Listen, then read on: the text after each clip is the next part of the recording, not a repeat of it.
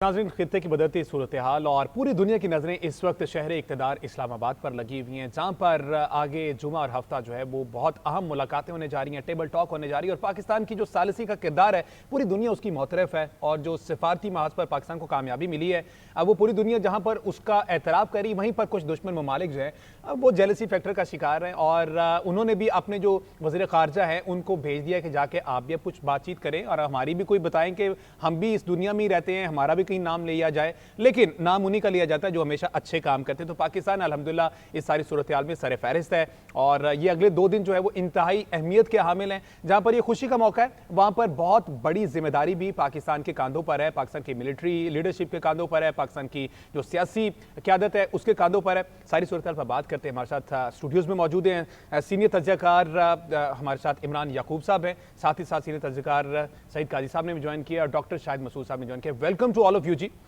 आगाज़ कर लेते हैं इमरान याकूब साहब। हुजूर, कल और परसों इंपॉर्टेंट दिन है, खुशी का मौका तो है, कामयाबियां भी हैं, और ये भी कह दिया कि जुमे के रोज़ शुक्राना भी पढ़े जाएंगे, लेकिन साथ ही साथ भारी जिम्मेदारी है पाकिस्तान के कंधों पर कि अल्लाह करे ये खैर खैरियत से ये नतीजा जो है, ये पुल जो है हम पार कर जाएं और अमन की जो हम वो दिया जलाने चले हैं उसमें हम कामयाब हो जाएं।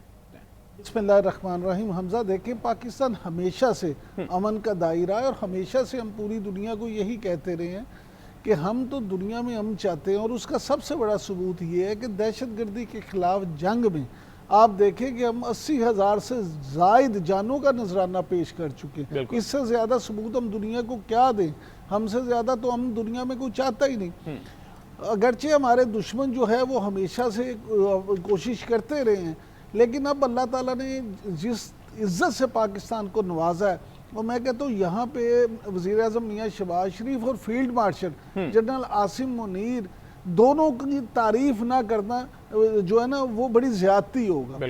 दोनों की तारीफ इस तरह से बनती है कि दोनों की क़यादत में जिस तरह से पाकिस्तान ने ये सारा मामला सुलझाया, और फिर जिस तरह से अमरीकी प्रेसिडेंट ट्रंप से लेके ईरानी प्रेसिडेंट हों या ईरान के जो वज़ीर ख़ारजा हों और फिर मिडल ईस्ट के सारे जो हुक्मरान हैं, तो ये सारे सूरत हाल में पाकिस्तान ने जो किरदार अदा किया, और मैं समझता हूँ यहाँ पे इसहाक डार साहब की भी तारीफ़ करना ना करना ज़्यादती होगी।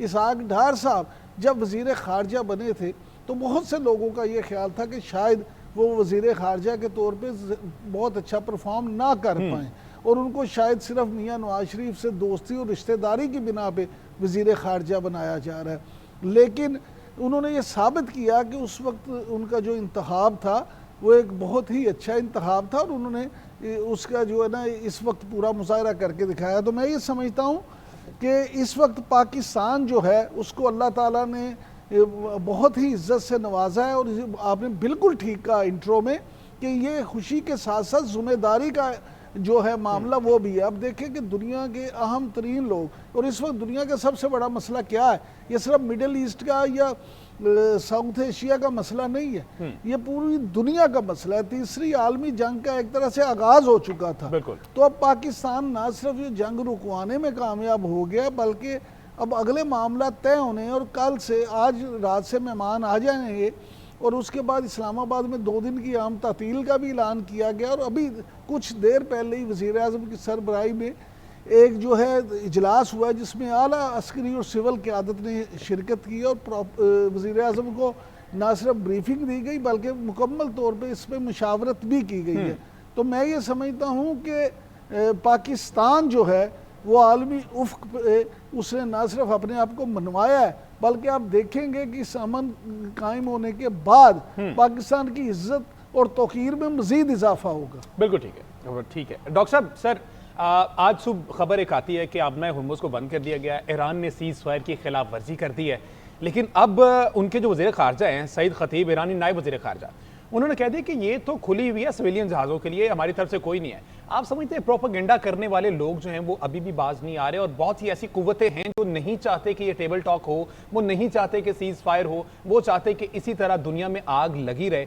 और वो कौन कौन से ऐसे नासिर है? टॉप पे तो इसराइल है, इसके अलावा और भी इनके हिमायती तो मौजूद हैं।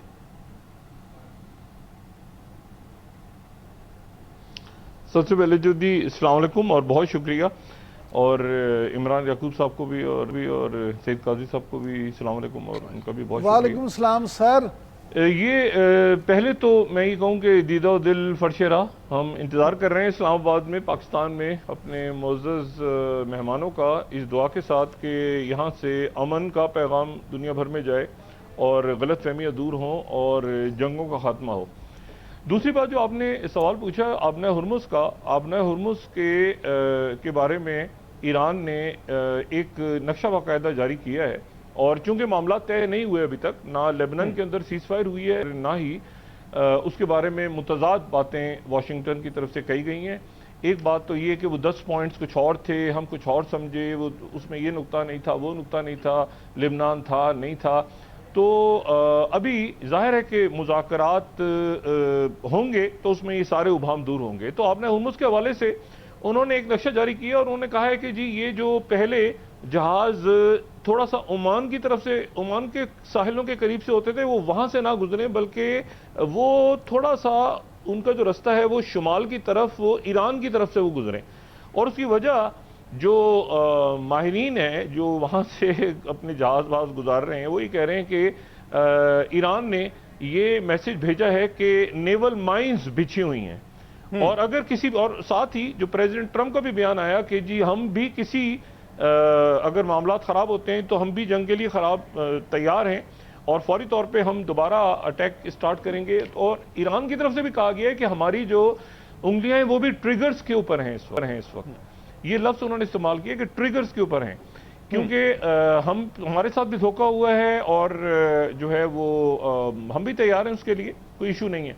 तो उन्होंने ये आपने हुर्मुज़ के हवाले से ये बाकायदा मैप जारी किया है कि यहाँ से जहाज गुजरे, यहाँ से ना गुजरे, यहाँ पे नेवल माइंस है। एक बात तो ये होगी। दूसरी बात मैं आपको कहूँ कि जो पिछले चंद घंटों में अहम तरीन टेलीफोन कॉल अगर हुई है, और वो टेलीफोन कॉल हुई है जब से 28 फरवरी को ये अमेरिका की जाहिरियत जो जुल्म उन्होंने ईरान के अवाम पर और इनकी क़यादत पे शुरू किया था इसराइल के साथ मिलके, तो उसके बाद से एक अहम तरीन जो टेलीफोन कॉल हुई है वो हुई है जो राब्ता हुआ है ईरान का और सऊदी अरेबिया का।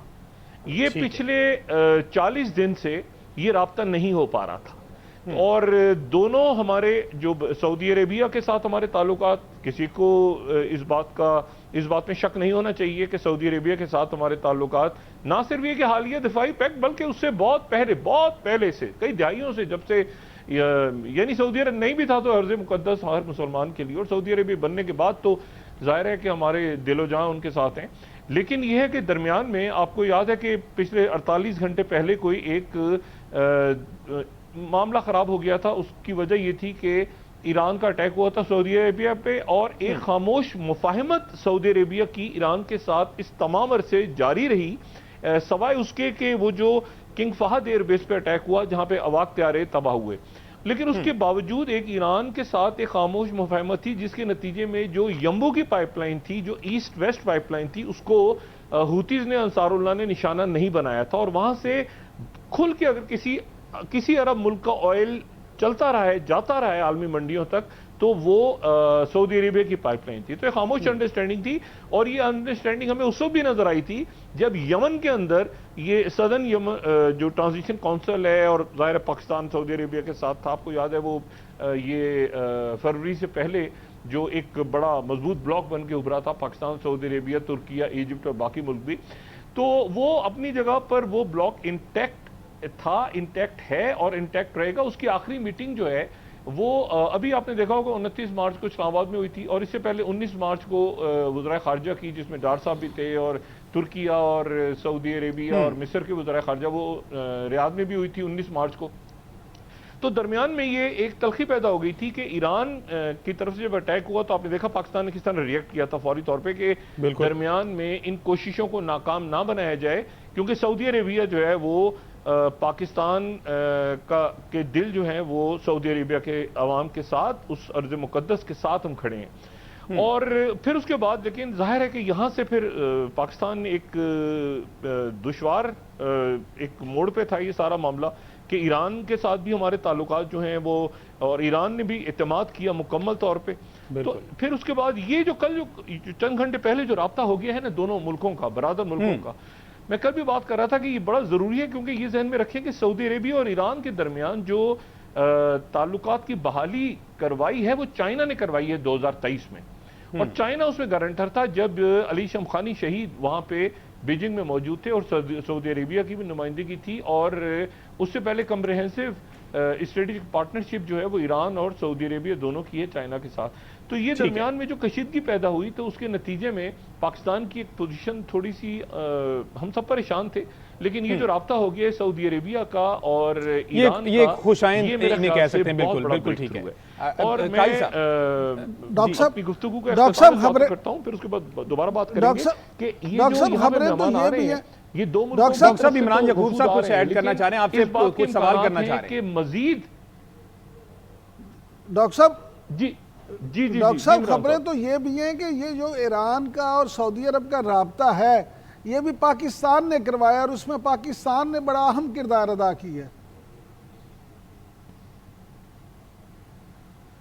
जी बिल्कुल पाकिस्तान ने करवाया है, बिल्कुल पाकिस्तान। देखें बात सारी ये है कि ये जो पाकिस्तान, मैं बार बार ये कई दिनों से बात कर रहा हूं कि ये पाकिस्तान का सिर्फ इशू नहीं है, इसको जो बहुत ही छोटे जहन के और आप समझें कि जो बिल्कुल फरोई इसको नजर से देख रहे हैं ना इस सारे मामले को, वो ही समझ रहे हैं कि शायद कोई पाकिस्तान का तो चले नाम दुनिया भर में हो रहा है और एक सफारती कामयाबी भी है, और फील्ड मार्शल साहब ने भी बहुत, मैं कहता हूं कि जबरदस्त उन्होंने काम किया कि ट्रंप को उन्होंने कायल किया, फिर उन्होंने सऊदी अरेबिया को भी, तुर्किया को, ईरान को, चाइना, वो सारी बात।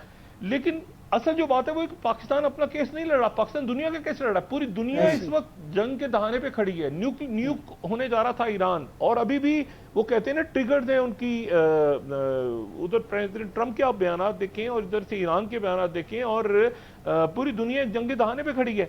तो बात सारी ये है कि पाकिस्तान तो बिल्कुल पाकिस्तान ने रोल प्ले किया है, इसमें कोई शक नहीं, पाकिस्तान ने रोल प्ले किया है। और ईरान की तरफ से भी बहुत शदीद, आपको पता ही चंद रोज पहले ये बात हुई थी कि फौज फ्लैग करने की कोशिश की जा रही है पाकिस्तान में, और साथ ही पाकिस्तान को एक अंदरूनी मसाइल पाकिस्तान के बहुत हैं। ईरान के साथ हमारे मामलात, ईरान का ट्रस्ट करना पाकिस्तान की क़यादत पे, साथ ही तुर्किया और सारे मुल्कों का देखें आपस में राब्ता हो रहा है इस दौरान। और मैं आपको सिर्फ एक बात बताऊं कि एक दो स्पॉयलर्स थे दरमियान में, एक तो स्पॉयलर था वो तो हट गया पिछले 24 घंटों में, मैं नाम किसी का इस वक्त लेना नहीं चाह रहा, लेकिन ये है कि एक स्पॉयलर तो हट गया, पसपा हो गया। वो जो है वो पाकिस्तान को खूब उनके सोशल मीडिया पे काफ़ी बुरा भला कहा जा रहा था पाकिस्तान को, तो वो तो हो गया ठंडा। और एक आध और रह गया, वो भी ठंडे इसलिए हो जाएंगे कि ये उनके लिए भी हो रहा है, ये सारा जो ऑयल यहाँ पे अमन सुकून चैन आएगा उनके लोगों के लिए भी आएगा। वो इसको पाकिस्तान की कामयाबी से ज्यादा इसको आलमी अमन की कामयाबी भी समझें। बिल्कुल अगर ऐसी है। ये मुज़ाकरात वैसे तो कामयाब होने जा रहे हैं, कहीं ना कहीं बर्फ पिघलेगी, कुछ बात। जी ठीक है, काजी साहब का भी मौक़िफ़ इसमें ले लेते हैं। काजी साहब, जिस तरह से अभी डॉक्टर साहब अभी बात तो कर रहे हैं, दोनों इमरान ने साहब की देखे ना, बात कर रहे हैं। दोनों ने मैक्सिमल पॉइंट्स रखे हुए सामने। हाँ। डॉक्टर साहब, काजी साहब का भी इस पर एक पॉइंट ले लेते हैं, फिर इसको कंटिन्यू भी करते हैं। जैसे अभी बात हो रही है कि सऊदी और ईरान के जो मुज़ाकरात हुए पाकिस्तान ने कराए हैं, तो पाकिस्तान जो है वो आलमी सतह पर जो है वो सालिसी का किरदार अदा कर रहा है, दूसरों के दरमियान मोहब्बतें बढ़ा रहा है। लेकिन एक हमारा दुश्मन मुल्क है, वो कहता है कि यूए का जो डायरेक्ट अलाय अमेरिका से हो गया है, पाकिस्तान के यूए से ताल्लुकात खराब हो गए। इसी वजह से यूए ने पाकिस्तान से कर्जा भी वापस ले लिया अपना, वहां पे जो पाकिस्तानी लोग रह रहे हैं उनको भी वहां से डिपोर्ट किया जा रहा है। तो कैसा आप समझते हैं कि यूएई हमारा ब्रादर मुल्क है, वो ऐसा कर सकता है?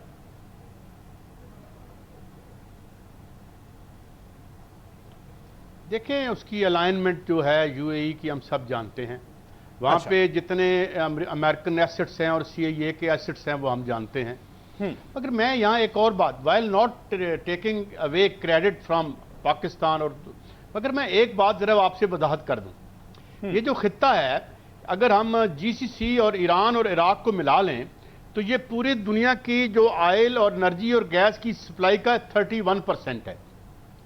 मुमकिन है कि वो गारों के ज़माने में अमेरिका वापस भेज देता ईरान को, लेकिन ईरान अगर सारा इंफ्रास्ट्रक्चर तबाह करता तो पौनी दुनिया गारों के ज़माने में वापस चली जाती।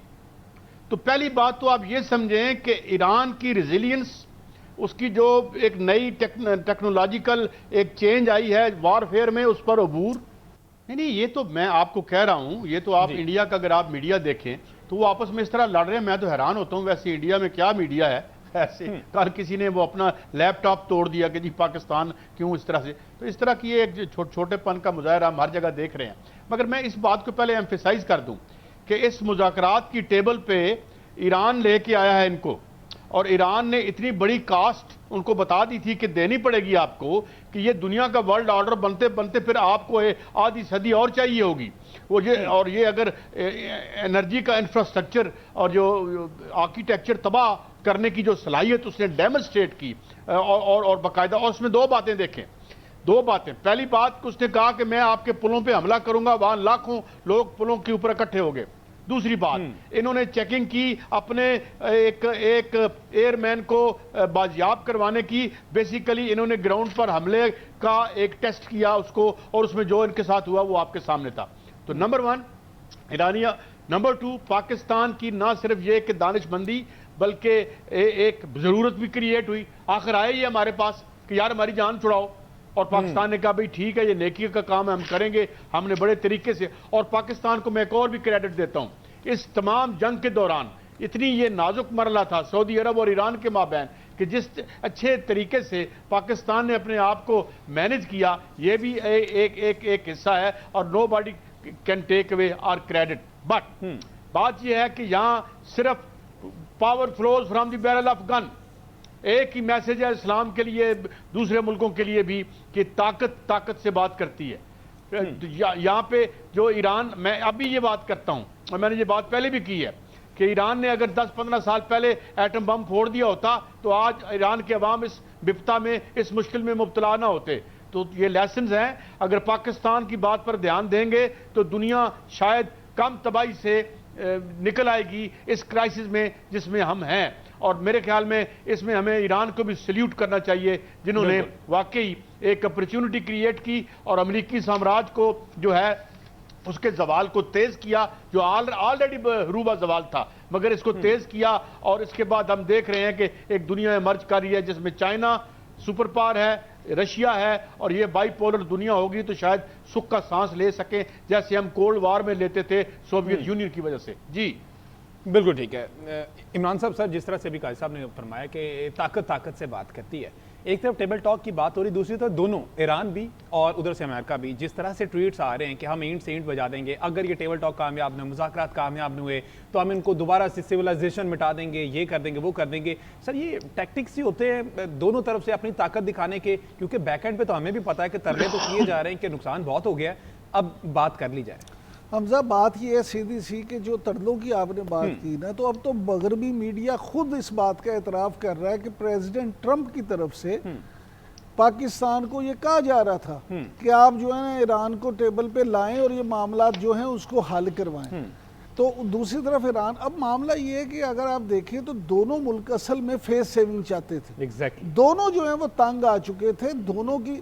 देखिए ईरान जो है उसके पास उतने वसाइल नहीं थे, लेकिन उनके पास था हौसला। अगर था उनके पास हौसला था, अज़्म था, जुर्रत थी, बतौर कौम के वो डटे हुए थे। दूसरी तरफ अगर आप अमेरिका बहादुर को देखें तो अमेरिका बहादुर के पास सब कुछ था, लेकिन उस सब कुछ होने के बावजूद सुबकी इतनी ज़्यादा हो रही थी कि उनको हर माज पे मार पड़ रही थी, उनके जहाज़ गिर रहे थे, उनके मामला जो हैं वो सबके सामने थे। और फिर मिडिल ईस्ट जिसको सारी जिंदगी अमेरिका ये चूरन बेचता रहा कि घबराना नहीं, मैं तेरे नाल हाँ, अगर कुछ हुआ तो मैं आपकी हिफाजत करूँगा, वही मिडिल ईस्ट अमेरिका की वजह से ईरानी हमलों का शिकार होता रहा। वही मिडिल ईस्ट जो है ईरान ने उसकी बैंड से ईंट बजा दी, उसकी बैंड बजा दी। तो ये सारी सूरत हाल जब देखें तो दोनों को एक फेस सेविंग चाहिए थी, दोनों असल में अब इस स्टेज पे आ गए थे। पाकिस्तान को क्रेडिट ये जाता है कि पाकिस्तान ने उनको इस स्टेज पे लाने में ये किरदार अदा किया कि उनको जल्दी ये एहसास दिलवाया कि भाई थक जाओ, बहुत हो गया, आ जाओ, अब इस मामले को अच्छी तरह विन विन सिचुएशन में ख़त्म कर दें। अमेरिका बहादुर अब ये करेगा, और जो कह रहे हैं कि जी हमने तो ये कर दिया, हमने गोल अचीव कर दिए, हमने ये कर दिया। ईरान जो है वो बादी नज़र में ऐसा है कि उस पर सेंक्शन इस मुज़ाकरात के नतीजे में ख़त्म होती नज़र आती हैं। बिल्कुल ठीक है। सेंक्शन ख़त्म होंगी तो उसकी इकॉनमी बेहतर होगी, उसके लिए सूरत हाल बेहतर होगी। पाकिस्तान को अल्लाह ताला ने जिस इज़्ज़त से नवाजा है, और पाकिस्तान में मैं फिर कहूँगा कि वज़ीर आज़म और फील्ड मार्शल बिल्कुल दोनों का जो इसमें सारा किरदार है, उसका आप ये समर देख लें कि वो लोग जिनसे पाकिस्तानी हुक्मरान बात करना चाहते थे तो कितने कितने रोज राब्ते नहीं हो पाते Exactly. थे। अब वो खुद चल कर आ रहे हैं। हाँ, Exactly. ना और सिर्फ ये खुद चल के आ अल्हम्दुलिल्लाह रहे हैं, ये बल्कि पाकिस्तान खुद के लिए। वो फोन कर रहे हैं, मुबारकबादें दे रहे हैं, क्योंकि जैसे काजी साहब ने फरमाया सबसे ज्यादा नुकसान यूरोपीय यूनियन का था। एक तो यूक्रेन की जंग वो अभी तक भुगत रहे हैं, दूसरा आपने हुम्स जो है उसके बंदिश से उनका हाल क्या है। तो वो अगर ये गारों के जिंदगी में लेके जाते गारों के दौर में, तो फिर वेस्ट भी सारा गारों के दौर में चला बिल्कुल गया। ठीक है। तो ये जो चीज़ें हैं, लेकिन मैं यहाँ काजी साहब से ज़रूर ये जानना चाहूँगा, काजी साहब आपसे मैं ये जानना चाहूँगा कि ये जो लिबनान वाला मामला है, देखें पाकिस्तानी जो सफ़ीर हैं अमेरिका में रिजवान सईद शेख, उन्होंने तो CNN से गुफ्तगू करते हुए ये वाज़े कर दिया है कि जंग बंदी के मुआहदे में ईरान और लिबनान दोनों शामिल हैं। लेकिन दूसरी तरफ इसराइल जो है वो जो हरकतें कर रहा है, तो आप क्या समझते हैं कि वो भी जानबूझ के ऐसा कर रहा है, ये मुज़ाकरात कल तक वो भी इस चीज़ से बाज आ जाएगा या वो अपनी हरकतें जारी रखेगा? जी काजी साहब। ये जो नेतान्याहू साहब की तो सियासी, जी मैं अर्ज कर रहा हूँ कि नेतान्याहू की सियासी मौत और मेरा ख्याल में शायद जेल उनका इंतज़ार कर रही है। वो अपने वतन अजीज़ में भी मतलूब हैं मुश्तबा के तौर पर, क्योंकि वो रिश्वत लेते रहे एज अ PM मुबैना तौर पर उनकी अपनी तफ्तीश के मुताबिक, और इंटरनेशनल कोर्ट ऑफ जो है क्रिमिनल कोर्ट को भी वो मतलूब हैं। लिहाजा वो इसको स्पाइल करने की कोशिश करेगा। वो कोई भी ऐसा काम और हरकत करेगा जिस तरह आज उसने लेबनान पर एक शदीद हमला और अटैक किया ताकि ये सिलसिला रुक सके। अगर बात यह है कि ये मेरे नहीं ख्याल ये कामयाब हो पाएगा, और ये ग्रेटर इजराइल के साथ नेतान्याहू साहब का जो करियर है, जो कि एक बड़ा मकरू है सिलसिला, ये अब जी डॉक्टर साहब ये फरमाइएगा आप, क्योंकि बैनुल अक़वामी अमूर के खुद भी माहिर हैं, गहरी सर आप गहरी नज़र रखते हैं, आप ज़रा ओवरऑल एक अहाता करके हमारे नाज़रीन को ये समझाएं कि जो मौजूदा सूरत हाल है उसमें आप क्या समझते हैं कि ये सारा जो मामला है ये किस ओर जाएगा और इसका क्या रिजल्ट आपको क्या निकलता दिखाई देता है?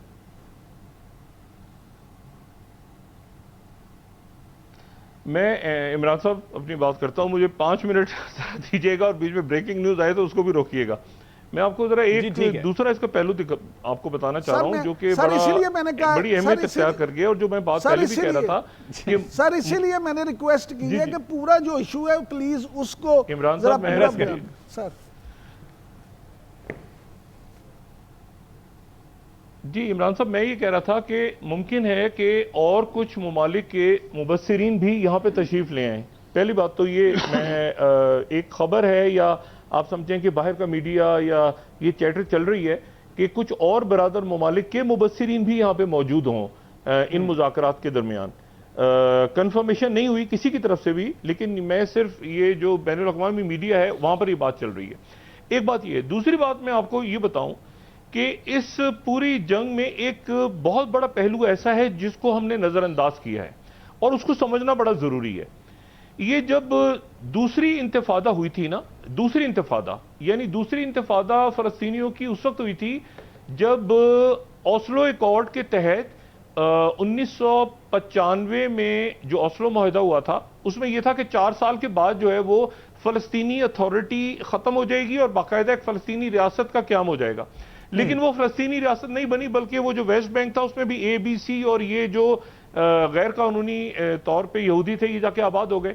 तो सेकेंड इंतिफादा शुरू हुई सन 2000 में। उस वक्त ये हुआ कि बिल क्लिंटन, एहूद बाराक और यासिर अरफात के दरमियान एक मुलाकात हुई जो फेल हो गई। यानी ये वो पहले वाले कैंप डेविड नहीं है बल्कि दूसरा कैंप डेविड है, वो फेल हो गया और उसके बाद इंतिफादा दूसरी शुरू हो गई। दूसरी इंतिफादा जब शुरू हुई तो उसके दौरान ये हुआ कि वहां पर एक फॉग प्रोसीजर के नाम से इस्राएली फौज ने एक ऑपरेशन शुरू किया और ऑपरेशन फॉग प्रोसीजर यह था कि अंधेरे में अगर अंधेरा हो और हमें शक हो कि हमें कोई शख्स नजर नहीं आ रहा तो हम गोलियां चला देंगे। अब उसमें बेगुनाह मरे, औरतें मरे, बच्चे मरे, उसमें शहरी मरे, जिसने मरना है मरे, लेकिन यह है कि वो उन्होंने एक टर्म निकाली फॉग प्रोसीजर। अब उनसे पूछने वाला तो कोई था नहीं। उनसे पूछा कि भाई आप ये यहां पर आपने 20 लोग बच्चे मार दिए, बेगुनाह मार दिए। वो कहते थे फॉग प्रोसीजर है, हमें शक था कि इनमें कोई खुदकुश हमलावर ना हो, कोई हम पे अटैक ना करे।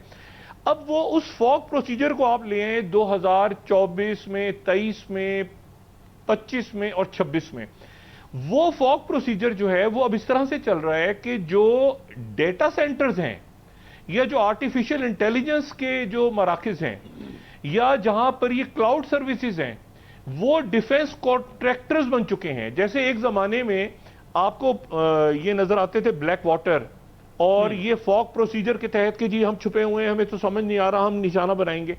अब ये जो बात कर रहे हैं प्रेसिडेंट ट्रंप के, मैंने 18,000 टारगेट्स को निशाना बनाया, ये उनका कल का है स्टेटमेंट कि 18,000 टारगेट्स को मैंने निशाना बनाया।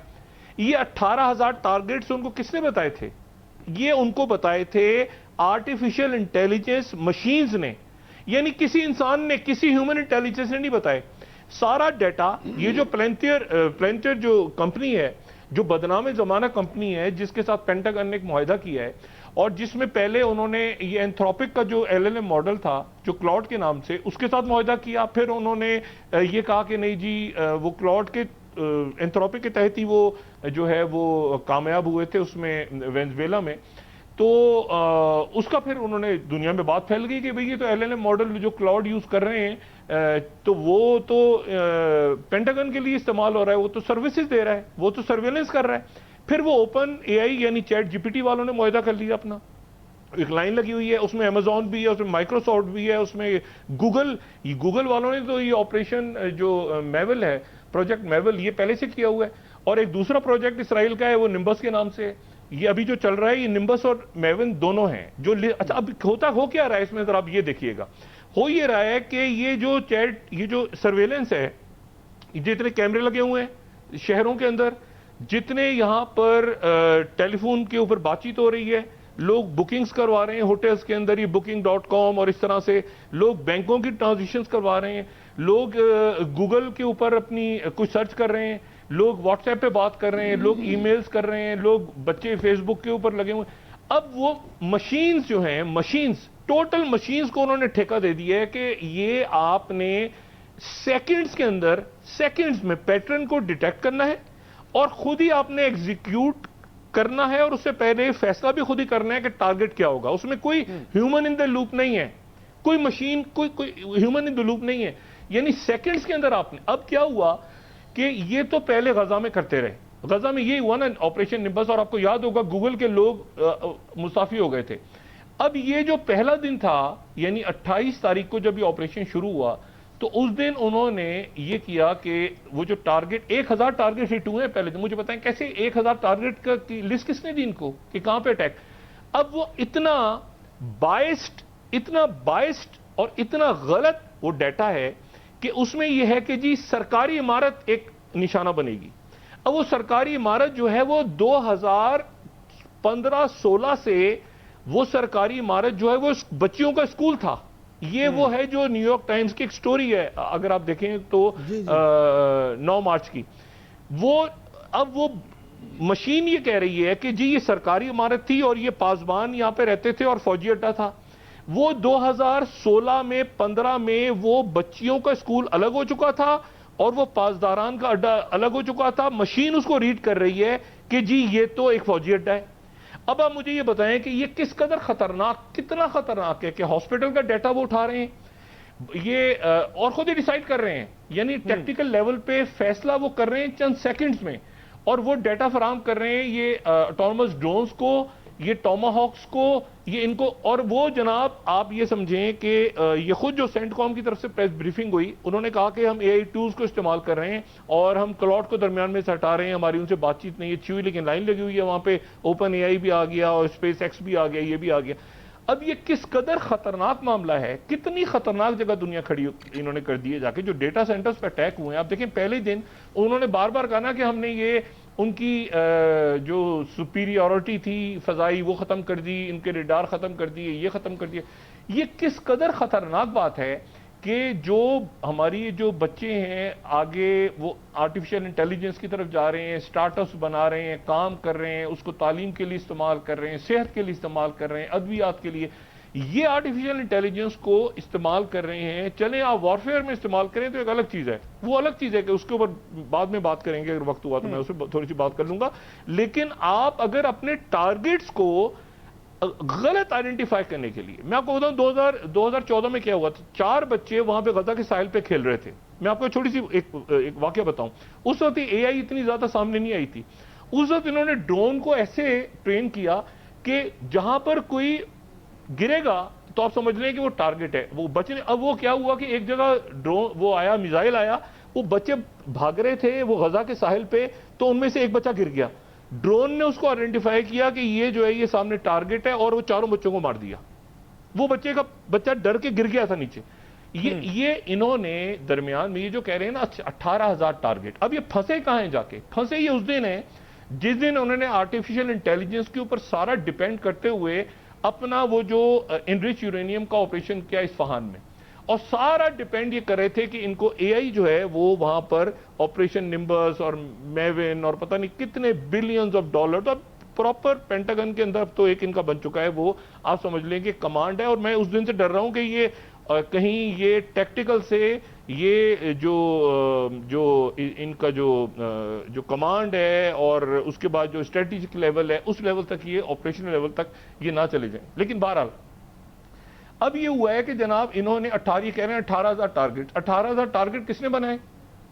मशीनों ने, आर्टिफिशियल इंटेलिजेंस नहीं। कह रहे हैं हमने 18,000 टारगेट्स को हिट किया है। ओ भाई, वो 18,000 टारगेट्स किसने दिए? वो मशीन्स दे रही हैं। अच्छा, फैसला कितनी देर में हो रहा है? सेकंड्स में, विद इन सेकंड्स, यानी मिनट्स भी नहीं, सेकंड्स के अंदर मशीन खुद हिट कर रही है। वो उसमें बच्चे मरे, कुछ यही काम इन्होंने किया है वहां पे गजा में। ये फंस इसलिए गए हैं कि ये जो आखिरी इन्होंने ऑपरेशन किया इस्फहान में, जिसमें इनके C-130 भी तबाह हो गए, जिसमें इनके जो है वो वहां पे वो जो हेलीकॉप्टर था वो भी तबाह हुए इनके, और उसमें इनका भारी नुकसान हुआ, पता नहीं खुदा जाने कितने लोग मारे गए। ये सारा डिपेंड कर रहे थे आर्टिफिशियल इंटेलिजेंस पे। उसके ऊपर कोई दूसरी टेक्नोलॉजी ने आके उसको टेक ओवर किया है। अब वो कौन सी टेक्नोलॉजी है, किस मुल्क की है, उसको मेरे ख्याल से सईद काजी साहब और इमरान याकूब साहब ज्यादा बेहतर जानते हैं, हमारे नाजरीन। उसने जब दूसरी टेक्नोलॉजी ने उसको टेक ओवर कर लिया तो ये बिल्कुल वही मंजर बना जो मार्का हक में नहीं हुआ था कि वो अंधे हो गए सारे, उनको पता ही नहीं चला हम कहां जा रहे हैं, किस स्पेस में जा रहे हैं, वो एक दूसरे से टकरा गए। वहां पर जाके गड़बड़ हुई है, और इनको ना सिर्फ ये कि इंसानी जज्बों से शिकस्त हुई है, बल्कि टेक्नोलॉजी भी मारी गई है। जो टेक्नोलॉजी मारी गई है ना, ये ऑपरेशन, उसके बाद इनकी फौज के अंदर ये हुआ है कि भाई एक मिनट, ये इसीलिए वो डेटा से, देखिए मैं फिर ये दोबारा बात कर रहा हूं कि डेटा सेंटर बड़े जरूरी हैं, वो बड़े अच्छे कामों के लिए इस्तेमाल होती है एआई, जॉब्स, स्टार्टअप्स, काम, ये वो। लेकिन अगर आप उसको क्राइम के लिए, और ये इसके ऊपर कोई लॉज भी नहीं है, आप कहेंगे जी हमें क्या पता कौन सी मशीन थी, कोई कानून तो बना नहीं है, आप किसी मशीन को उठा के आप इंटरनेशनल कोर्ट ऑफ जस्टिस में तो ले जा नहीं सकते। ये इससे पहले जो रॉकेट मार्टिन या रेथॉन और ऐसी कंपनियां थी, तो उनके तो फिर भी आप कहते थे ना ये बोइंग है तो इस जहाज ने ऐसे कर दिया, ऐसे कर, तो मशीन के थ्रू आप कर रहे हैं, तो आप कह रहे हैं कि मशीन को कर लो, किसी अदालत में ले जा सकते हो तो ले जाओ, क्लाउड सर्विस को, अमेजॉन को या किसी को। तो बात सारी ये है कि ये बहुत सारे इसके पहलू ऐसे हैं जो हमें देखने होंगे। ये जो बात हो रही है ना कि फौजी अड्डे इस्तेमाल होते हैं दूसरे मुल्कों के खिलाफ, फौजी अड्डे नहीं, डेटा सेंटर्स भी डिफेंस कॉन्ट्रैक्टर्स बन चुके हैं आज की दुनिया में। बिल्कुल ऐसे वो भी इस्तेमाल होते हैं दूसरे मुल्कों के ऊपर हमले में, उनकी टारगेट्स और उनके ऊपर साइबर अटैक्स में। और पहले ही दिन आप देखिए ना, वो कह रहे थे कि सारा इंटरनेट हमने बंद कर दिया, साइबर इंफ्रास्ट्रक्चर हमने गिरा दिया, ये कर दिया, वो कर दिया। तो ये चूंकि उस महाज पर भी इनको शिकस्त हुई है ईरान में, और ये भी एक्सपोज हो गया बुरी तरह कि डेटा सेंटर जो हैं ये डिफेंस कॉन्ट्रैक्टर्स के लिए बने हुए हैं। तो इसलिए अब वो चूंकि वो जंग भी हार गए हैं, टेक्नोलॉजी का जो इंडस्ट्रियल कॉम्प्लेक्स था, मिलिट्री इंडस्ट्रियल कॉम्प्लेक्स भी हार गया है, और जो फाइनेंशियल इंडस्ट्रियल कॉम्प्लेक्स था वो दरमियान में फंस गया है कि अब आगे कैसे काम चलेगा। हमारा, क्योंकि जो पेमेंट्स होती थी वो होती थी, उसको कहते थे विंक सिस्टम, WINK, विंक सिस्टम के थ्रू पेमेंट्स होती थी। ये जायनिस्ट जो हैं ये मुख्तलिफ कंपनीज को, इवन पेंटागन के बजट में भी शो ना हो तो विंग सिस्टम के थ्रू ये पेमेंट्स होती थी, वो भी इन अदारों के तहत होती थी। तो ये सारा चूंकि एक्सपोज हो गया है तो इसलिए अब इनको मुज़ाकरात की और फेस सेविंग की इनको तलाश है। जी बिल्कुल ऐसे ही है। ये सारी सूरत हाल काजी साहब जिस तरह से डॉक्टर साहब ने बयान कर दी कि हर महाज पर जो है वो इनको शिकस्त का सामना करना पड़ा है और अब कह सकते हैं कि ये फेस सेविंग के लिए इस तरफ को आए। तो काजी साहब आपको भी ये लगता है, सेकंड करेंगे इस बात से कि डोनाल्ड ट्रंप का जो ग्राफ था, रिपोर्ट्स ये कहती है कि 37% ये ग्राफ जो है वो अमेरिका में गिर चुका है, उनकी मकबूलियत 37% कम हो गई है। तो ये फेस सेविंग के लिए टेबल टॉक की तरफ भी आ रहे हैं और एक तरफ बुलंदो बांग दावे भी कर रहे हैं। पेंटागन के भी स्टेटमेंट सामने आई कि हमने नीस्तो नबूद कर दिया ईरान को। तो ये आप भी समझते हैं फेस सेविंग है?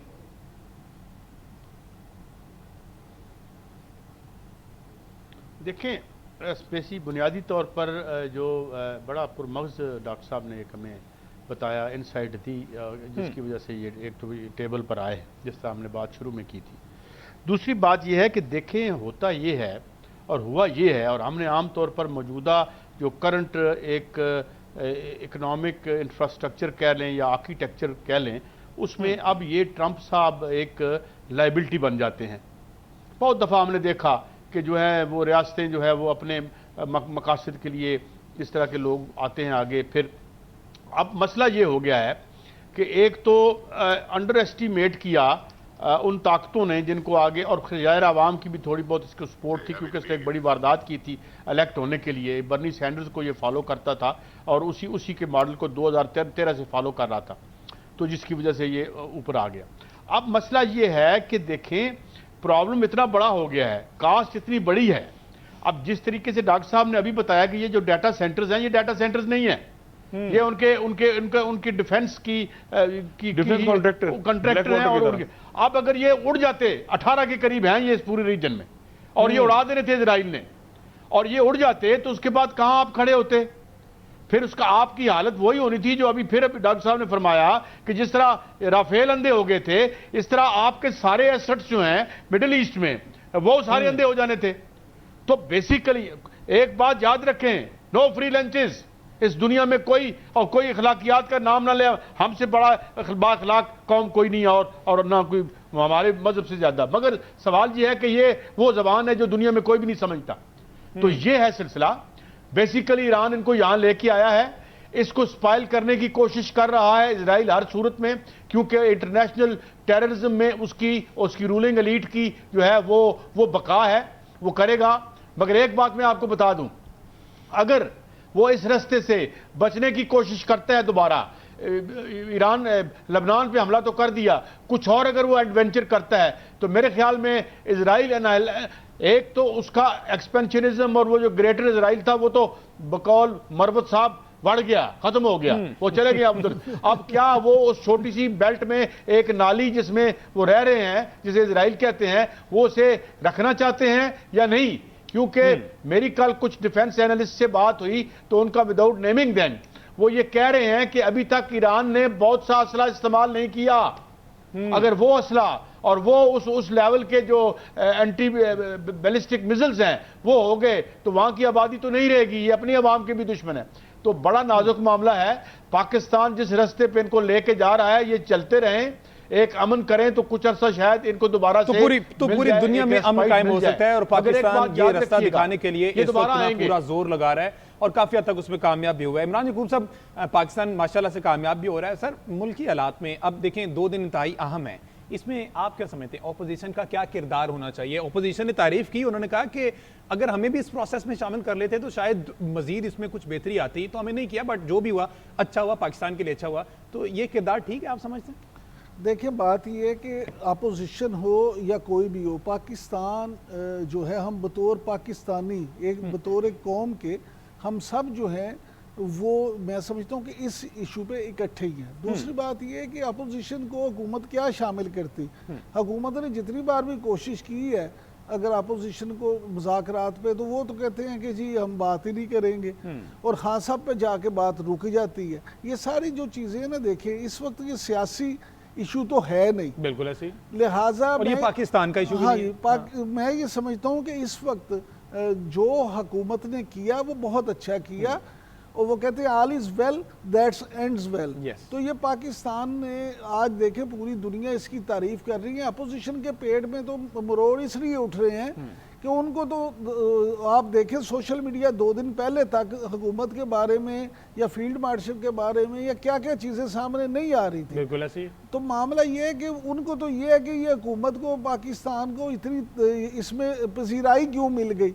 तो ये हमारे यहाँ जिन चीज़ों को ज़ातियात पे ले लिया जाता है तो वो गलत है। अपोजिशन ने मजमूई तौर पे अगर देखें लीडरशिप ने जो रवैया इख्तियार किया और जिस तरह से उन्होंने सराहा इस बात को, मैं समझता हूँ ये काबिल सताइश है और सियासी तौर पे जो है बड़ा अच्छा कदम है। अब पाकिस्तान अगर दुनिया में अमन होता है तो पाकिस्तान में भी इसका जो नताइज हैं वो आएंगे। और देखिए अल्लाह ताला का एक अपना निज़ाम है। अब पाकिस्तान जो है उसके लिए अब आप देखें कि इससे तरक्की की कई राहें खुलेंगी। और फिर आप ये देखें कि क्या आप ये समझते हैं कि ये मुज़ाकरात सिर्फ जंग बंदी हो जाएगी और बात ख़त्म हो जाएगी। इन मुज़ाकरात का पाकिस्तान में होना ये एक बहुत बड़ा जो है कदम है।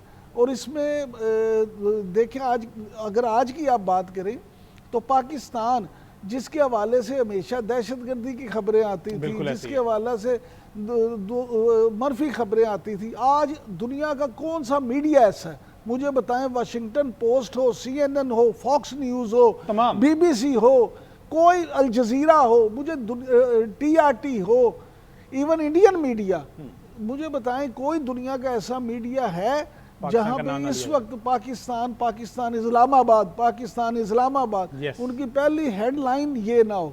तो अल्लाह ताला ने पाकिस्तान को जो इज्जत बख्शी है इस पे मैं ये समझता हूँ कि आलम इस्लाम की कामयाबी है। और पाकिस्तान एक दफ़ा उभर के फिर एक दफ़ा पाकिस्तान जो है आलम मुस्लिम उम्मा के लीडर के तौर पे सामने आया। अब डॉक्टर साहब ने जिस तरह से पूरे दरिया को एक कूजे में बंद किया और जिस तरह से काजी साहब ने बात की, मैं इस बात को काजी साहब की बात को आगे ज़रूर बढ़ाऊंगा। काजी साहब ने कहा आखिरी फिक्रा, शायद आप मुझे सवाल कर रहे थे, आपने गौर से नहीं सुना जी। काजी साहब ने आखिरी फिक्रा ये कहा कि ये दोबारा आएगा। तो देखिए प्रेसिडेंट ट्रंप जो है उनका माजी इस तरह से है कि उन पे किसी चीज़ का इस तरह से एतबार करना को आसान काम नहीं है। बिल्कुल ऐसी। तो इसलिए अब ये मुज़ाकरात में ये चीज़ें भी तय होनी हैं कि इस बात की क्या गारंटी है कि अब दोनों फरीक जो हैं इस मुआहदे की पासदारी करेंगे, दोनों फरीक इस पे अमल करेंगे, दोनों फरीक आइंदा इस तरह का कोई काम नहीं करेंगे। जैसे डॉक्टर साहब बता रहे थे कि जी वो उन्होंने इसलिए किया कि नीचे अभी वो कहते हैं जी कि वो माइंस बिछी हैं, उसी तरह इसलिए आप बहरी जहाज उस रूट से ले जाएं। यानी दोनों अभी एक दूसरे पे मुकम्मल 100% एतबार करने को तैयार नहीं है। अल्लाह करे कि अब 2 दिन के मुज़ाकरात में ये चीज़ें इस तरफ चली जाएं, इस सिमत में चली जाएं कि दोनों ना सिर्फ एक दूसरे पे एतबार करें बल्कि पुरअमन जो मामलात हैं वो हों और दुनिया में एक पायदार अमन का आगाज़ हो। बिल्कुल ठीक है जी। मुझे ज़रा हेडलाइंस की एक ब्रेक लेनी है, पैनलिस्ट हमारे साथ हैं, हेडलाइंस के बाद वापस आएंगे, इस ट्रांसमिशन करेंगे। Stay with us. दोबारा से गुफ्तगू का आगाज़ कर लेते हैं। इमरान यकूब साहब हमारे साथ मौजूद हैं, डॉक्टर शाहिद साहब और काजी सईद साहब हमें ज्वाइन कर चुके हैं। इमरान साहब, सर ये जो अभी खबर आई है अब इस पर भी सीरियस एक्शन ले लिया गया है। ईरान ने कहा है कि अब अगर ऐसा हुआ तो फिर हमारे हाथ ट्रिगर पर है, मजबूरन हमें फिर दोबारा से वो जारे मिजाज होना पड़ेगा।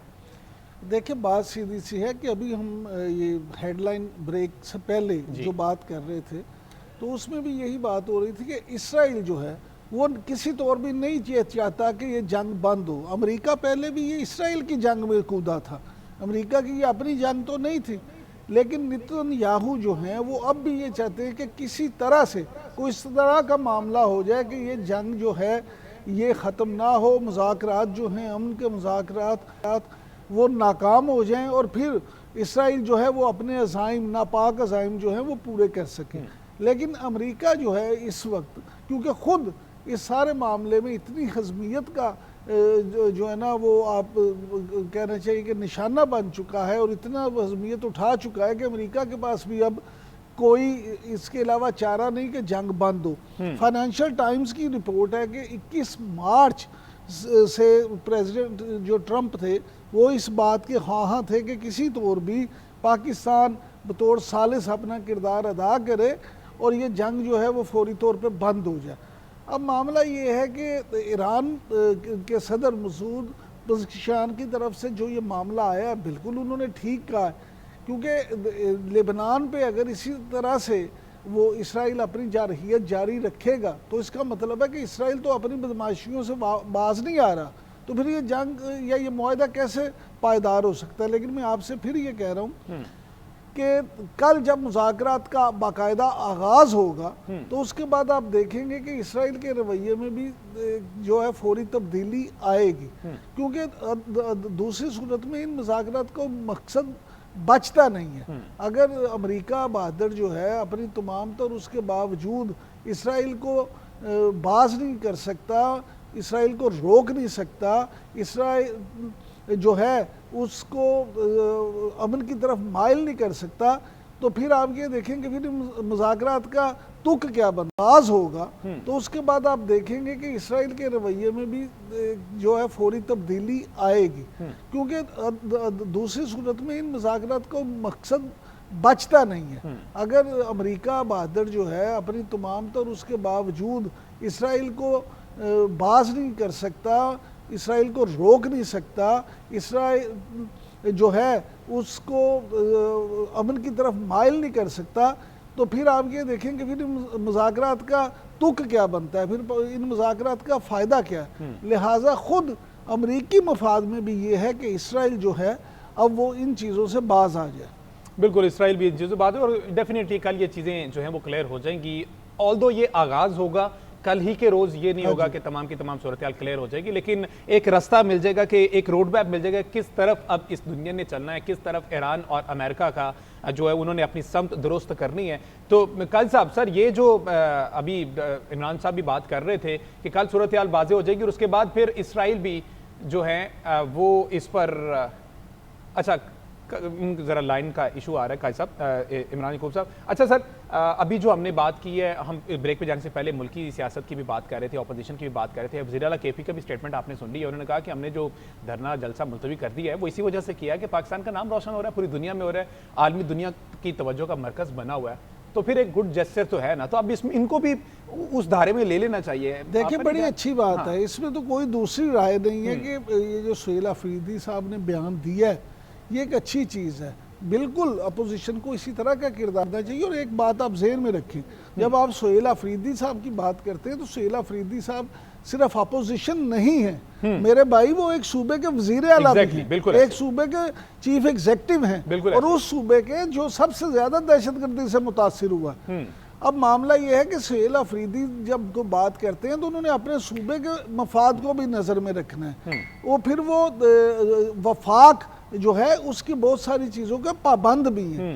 लिहाजा सुहेल अफरीदी के मौक़िफ़ को आप पूरी अपोजिशन का मौक़िफ़ ना समझे, लेकिन क्योंकि वो नुमाइंदगी पाकिस्तान तहरीक इंसाफ की करते हैं, वहाँ पे हुकूमत पाकिस्तान तहरीक इंसाफ की है, तो हमें ये बात ज़रूर जहन में रखनी चाहिए कि सुहेल अफरीदी साहब जो कह रहे हैं वो अल्लाह करे कि पार्टी लाइन भी वही हो। और ये फैसला अगर उन्होंने बतौर पार्टी ये किया मिल के तो अच्छी बात है। वैसे गौर का भी स्टेटमेंट सर कल का यही था कि अच्छी बात है, पाकिस्तान का नाम रोशन हो रहा है और हम इसको फुली बैक करते हैं, जो कि अच्छी बात है। मुल्क पाकिस्तान सबसे पहले है और ये सारी चीज़ें जो है वो सेकेंडरी हैं। और इस वक्त पाकिस्तान जो है वो गुफ्तगू का महवर बना हुआ है, टॉक ऑफ द टाउन है और पूरी दुनिया की नज़रें इस वक्त पाकिस्तान में शहर इक़्तिदार पर हैं। इस्लामाबाद की बात हो रही है, चाहे वो आपने कहा कि भारत हो, चाहे वो चाइना हो, रशिया हो, अमेरिका हो, पूरी दुनिया में इस वक्त पाकिस्तान और शहर इक़्तिदार ही की बात हो रही है, तो जो कि एक बड़ी अच्छी चीज़ है, एक बहुत बड़ी अचीवमेंट है पाकिस्तानी लीडरशिप की तरफ से। और ये अल्हम्दुलिल्लाह इस तरह की फतवात का सिलसिला जो है वो जारी रहेगा। अच्छा इमरान साहब, अब थोड़ी सी ये जो 10 पॉइंट्स है जो कि कल डिस्कस होने जा रहे हैं, अब क्योंकि मेन तो वही है ना कि 10 पॉइंट के इर्द गिर्द बात होनी है, अगर इन पर हम नहीं करेंगे अग्री तो फिर इस मुज़ाकरात का फ़ायदा नहीं। तो उसमें 3-4 पॉइंट बहुत ज़्यादा अहम है। उसमें टॉप पे तो आपने हुर्मुज़ है, ईरान कहता है कि हम खोल देंगे, लेकिन इसका कंट्रोल फुली कंट्रोल जब वो ईरान के पास रहेगा, जो कि अमेरिका ने कहा कि ऐसा नहीं हो सकता। अब ये सबके लिए ओपन है, ये काबी गुजर गया है। जैसे काजी साहब कहते हैं कि लीगली इसको ईरान जो है वो नहीं कंट्रोल कर सकता, तो सर यहाँ पर आके आप समझते हैं कि टेबल टॉक कामयाब हो पाएगी? एक तो वो इलीगल है, लेकिन ईरान कहता है कि ये कंट्रोल हमारे पास देखिए रहेगा। हमजा, एक बात को समझे, दुनिया में कहीं भी, सिर्फ ये नहीं कि कल के मुज़ाकरात, दुनिया में कहीं भी जब मुज़ाकरात का आगाज़ होता जी। है तो सबसे पहले जो है ना बड़े मुतालबात रखे जाते हैं। उसकी वजह यह है कि वो एक कहावत आपने सुनी होगी कि किसी को मौत दिखा के तो बुखार पे राज़ी कर लिया जाए। अच्छा। तो दोनों पार्टियां जो होती हैं उनकी ये कोशिश होती है कि बड़े से बड़े मुतालबात जो हैं वो सामने रखें, और उसके बाद कुछ जो है लो दो की पॉलिसी पे अमल करते हुए उनका कुछ मुतालबात से वो पीछे हटें, कुछ मुतालबात से दूसरा फरीक पीछे हटे, और फिर एंड ऑफ द डे जो रैशनल चीज़ें होती हैं उन पे ही बात जो है वो आके ख़त्म हो जाती है। तो मैं ये समझता हूँ कि इस तरह की चीज़ें दोनों तरफ से हैं जिन पे काफ़ी डिबेट हो सकती है और होगी।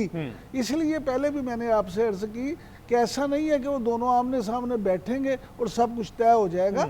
मुज़ाकरात होंगे, वक्त लगेगा, और इंशाल्लाह सारी चीज़ें जो हैं एंड ऑफ द डे वो कामयाबी की तरफ जाएंगे इंशाल्लाह। Hope for the best. Abdullah Mir गुल साहब ने भी ज्वाइन कर लिया। सर बहुत शुक्रिया आपके वक्त। अब्दुल्ला साहब, अभी तक दोनों तरफ आग बराबर लगी हुई, जब तक कल ये तमाम के तमाम जो वफूद है दोनों ममालिक के वो पहुंच नहीं जाते और दीगर ममालिक के पहुंच नहीं जाते, कुछ क्लैरिटी आ नहीं पा रही। अभी अमेरिका की तरफ से भी बयानबाजी जारी है, ईरान की तरफ से भी बयानबाजी जारी है, दोनों एक दूसरे पर अभी भी ताबड़तोड़ हमले भी कर रहे हैं, लफ्जी हमले कर रहे हैं कि ये ना हुआ तो ये कर देंगे, ये ना हुआ ये कर देंगे। ये यूजुअली आप समझते हैं कि किसी भी मुज़ाकरात से पहले इस तरह के स्टेटमेंट्स जायज़ है?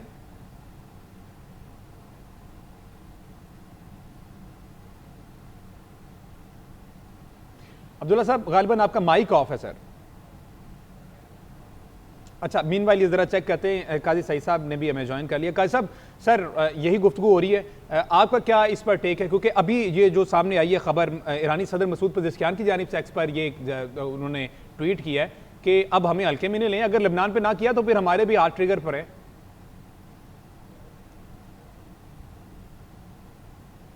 काजी साहब जी बिल्कुल सही कहा है उन्होंने। ये तमाम शराइत जो हैं मानी गई थी शुरू में जी, ये तमाम शराइत मानी गई थी, और जो इब्तदाई खबरें आई थी इन तमाम 10 की 10 जो शराइत ईरान ने रखी थी उन पर उन्होंने कहा था कि जी हम, लेकिन सवाल ये है कि इजराइल कितने कंट्रोल में है। आइंदा भी ये जो अमन मनसूबा है इसका जो मुस्तकबिल है वो डिपेंडेंट होगा इस बात पर कि इजराइल कितने कंट्रोल में, या जो इजरायली लाबी है, जो वो या वह जो इजरायली फाइनेंशियल सिंडिकेट है जो बड़ी हद तक डोमिनेट करता है। और फिर इस सिंडिकेट के दो पहलू हैं। एक आपको ये भी बताऊं कि क्रिश्चियन जायोनिस्ट भी हैं, क्रिश्चियन जायोनिस्ट भी जो हैं वो वहाँ पे बड़ी तादाद में मौजूद हैं।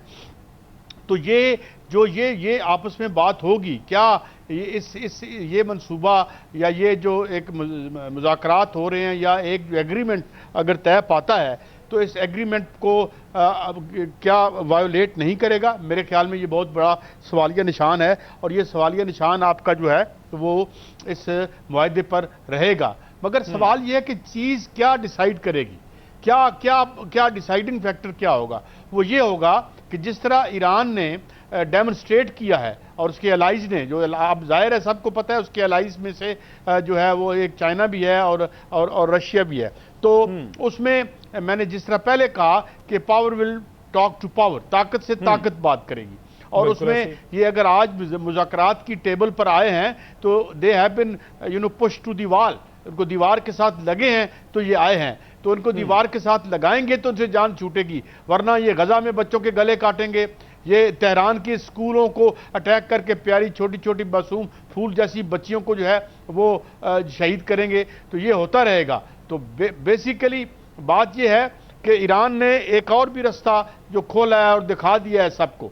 दो बातें बड़ी क्लियरली वाज़ेह हो गई हैं। पहली बात तो ये कि हर मुल्क को अपना तहफ़्फ़ुज़ खुद करना है, कोई आपका तहफ़्फ़ुज़ नहीं करेगा, ठीक, पहली बात। और दूसरी बात ये कि जब तक आप किसी को एक इर्रेपरेबल नुकसान से दो चार करने का यकीन नहीं दिला देते कि भाई हम अगर आप इस रास्ते पे आएंगे तो हम आपका ऐसा नुकसान करेंगे जो आप बर्दाश्त नहीं फरमा सकेंगे, तो फिर ही अमन होगा दुनिया में।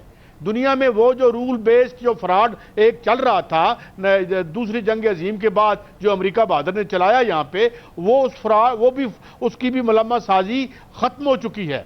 अब ताकतों से बात करेंगी, यही होगा।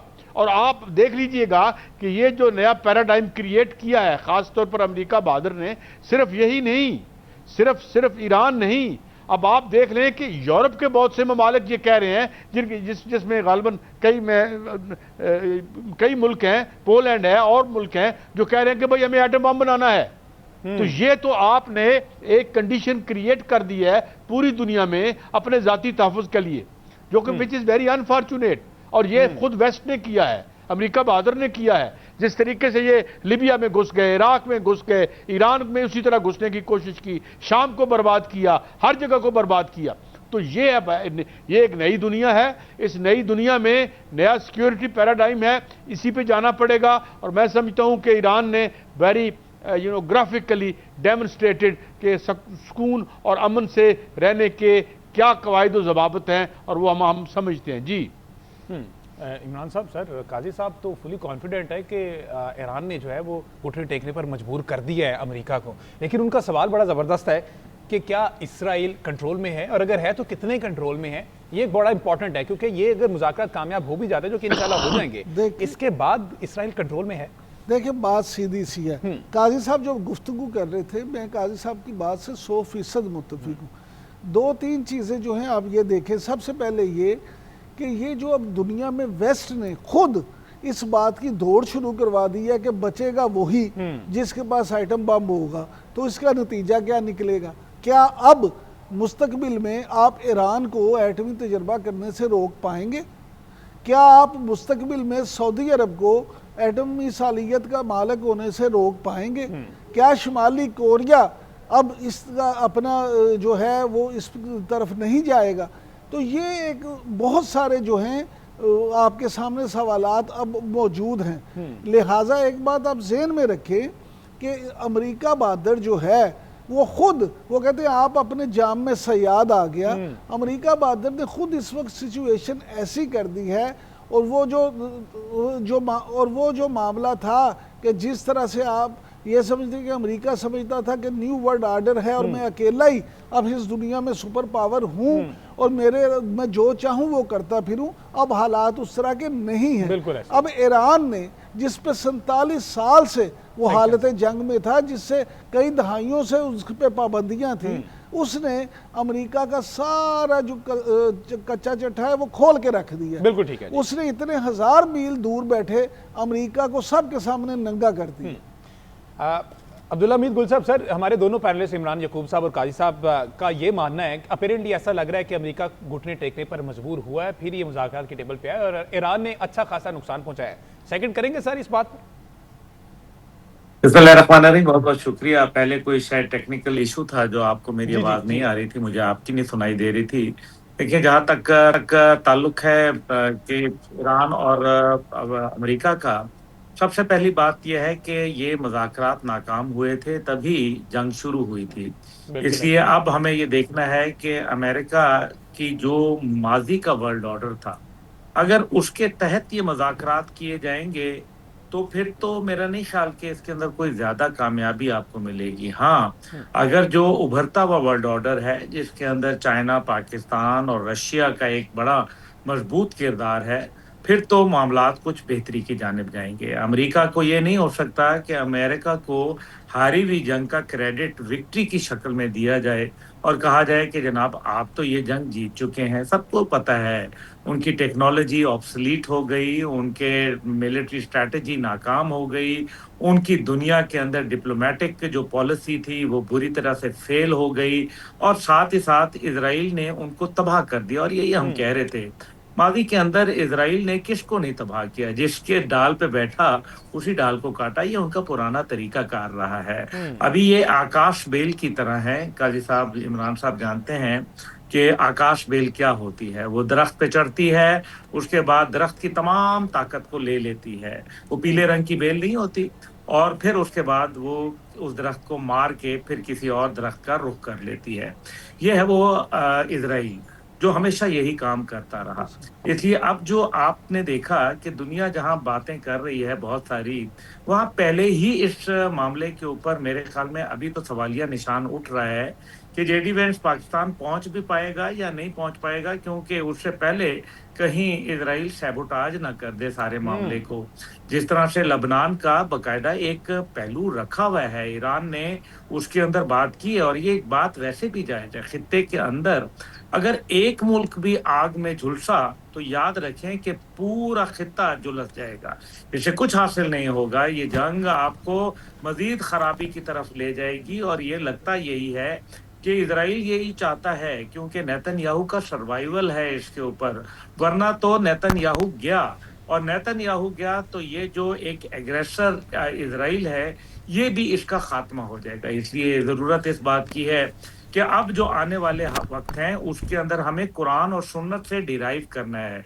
जैसे वजीर आजम ने कल अपने बातचीत के अंदर कुरान का जिक्र किया और बाकायदा आयत मुबारका पढ़ी, तो आयत मुबारका तो यहूद व नसारा तेरे दोस्त नहीं हो सकते, ये तो हमें वाज़े मालूम है। लेकिन जिस तरीके से हम क्लॉजविट का जिक्र करते हैं अपनी पॉलिसियों के अंदर, हम ब्रेजेंस्की का जिक्र करते हैं अपनी पॉलिसियों के अंदर, क्या हमने अल्लाह और उसके रसूल का जिक्र किया? क्या कुरान की आयतों को हमने शामिल किया? आज वो फखरिया कह रहे हैं कि हम एक माजी के अंदर जॉर्ज डब्ल्यू बुश कहता था कि हम क्रूसेड कर रहे हैं, सलीबी जंग। फिर उसके बाद अभी ट्रंप जो है वो बकायदा इसको एक मजहबी टच दे रहा है। दीवारे गुड़िया के साथ खड़े होके बकायदा यहूदी इसको बकायदा कह रहे हैं कि जनाब ये तो वो बातें हैं। थर्ड टेम्पल बनाने की बातें हो रही हैं। पीट हेग्सेट खुलेआम कह रहा है कि मैं काफिर हूं, और उसके बाद आप ये चाहते हैं कि ये जंग बंद हो जाए। हजूर, ये बहुत मुश्किल काम है, इतना आसान नहीं है। इसके अंदर बड़े पेचो खम हैं। एक दुनिया की ताकत को एक कमजोर ने ललकार दिया है, और कमजोर के ललकारने के ऊपर उसके साथ अब वो जो मुमालिक जिसके अंदर खड़े हैं, देखें अरब मुमालिक के अंदर भी कुछ ऐसे मुमालिक हैं जो गलती कर रहे हैं। They are standing at the wrong side of the history. जिस तरीके से इंडिया ने गलती की, एक टेक्निकल गलती की, आज वो एक डूबती ताकत के साथ और एक नाजायज रियासत इजराइल के साथ खड़ा है। और यही वजह है कि इंडिया के अंदर तमाम उनकी पॉलिसी टॉपसी टर्वी होके रह गई है।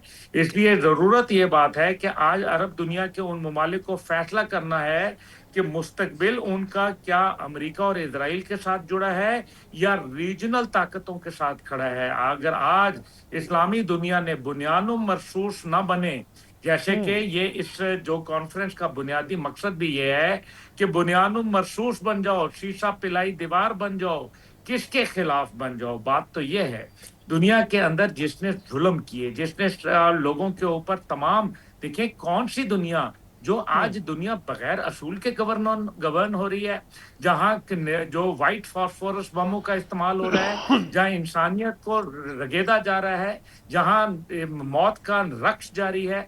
आप ये समझते हैं जहां मिनाब की बच्चियों को शहीद कर दिया जाता है, जहां गजा के बच्चे अल्लाह ताला को शिकायत लगाने पहुंच जाते हैं, आप उस दुनिया की बात करना चाहते हैं? ये दुनिया जो है ये एक तबाही की तरफ लेके जा रहे हैं। और आज सिर्फ पाकिस्तान की जिम्मेदारी नहीं बनती, ये जो यूरोप जो सबसे ज्यादा फायदा उठाएगा इसके बाद, अपनाए हुर्मुज के खुलने के बाद और ट्रेड के बाद, तो मुझे ये बताएं कि वो आज यूरोप को मौत पड़ी हुई है। आज वो पाकिस्तान के साथ क्यों नहीं शाना बशाना खड़ा? आज वो क्यों नहीं कहता कि ये ईरान के साथ ज्यादती हो रही है? Hats off to Italy and Spain, जिन्होंने कम से कम कोई तो स्पाइन दिखाई है, कोई तो उन्होंने गैरत का मुजाहरा किया है और इंसानियत का कोई तो बात है। ये कौन सी दुनिया की बात कर रहे हैं? ये कौन से ग्लोबल विलेज की बात कर रहे हैं? ये कौन सी चीजों की बात कर रहे हैं जिसके अंदर कुछ भी नहीं रह गया? गुआंतानामो बे, अबू गरैब जेल और रेंडिशन कैंप जैसे बदनामे जमाना चीजें ये चलाते रहे और इंसानियत की धज्जियां उड़ाते रहे। एप्स्टीन फाइल की घिनौनी तरीन चीजों को सामने लाए, अपनी कम सिन बच्चियों को रेप करते रहे। ये लोगों के साथ हम जो है वो कह रहे हैं कि इनसे खैर की तवक्को करेंगे। They are the worst people in the on God's earth, there is no doubt about it. बिल्कुल ऐसा ही है। और ये सारी चीज़ें जो हैं वो आयाम भी होती हुई दिखाई दे रही हैं।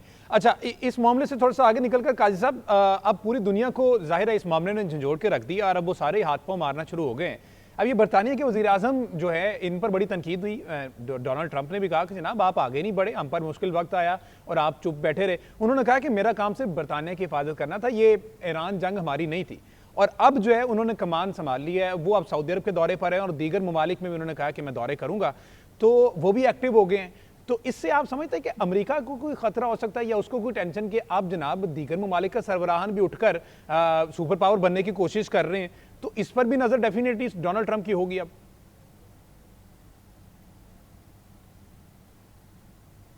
इसमें एक और फैक्टर इन भी आप जरूर करें जी। और वो ये था कि जो यूरोपीय अवाम है अमूमी तौर पर और उनकी भारी अक्सरियत उनकी हुकूमतों की जो इजराइल के हवाले से पॉलिसी थी जी। उससे बिल्कुल इत्तफाक नहीं करते। ये जो मिलियंस ऑफ लोग बाहर आए यूरोप में और अमेरिका में इटसेल्फ, कुछ दिन पहले भी आपने देखा कि 70-80 लाख आदमी 3000 शहरों में बाहर था और इजराइल के खिलाफ था। ये भी एक बहुत बड़ा प्रेशर आया इन हुकूमतों पे। अब देखें कि ये अभी 2/3 मेजॉरिटी लेके आया था, ये जो अब वज़ीर आज़म है यहाँ पे, और इंतहाई अनपॉपुलर हो चुका है।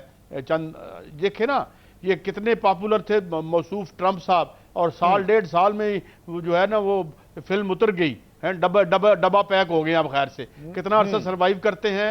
एप्स्टीन वाला मामला क्या होगा, घर जाएंगे, जेल जाएंगे, इम्पीच होगी, हु नोज। लेकिन ये जो आपने बात की है कि इतना ज्यादा प्रेशर है हुकूमतों पर इंडिविजुअली, जो तमाम ये यूरोप की रियासतें हैं और इवन दुनिया की जो रियासतें हैं, वो इतना ज्यादा प्रेशर है कि वो अब अफोर्ड नहीं कर सकते।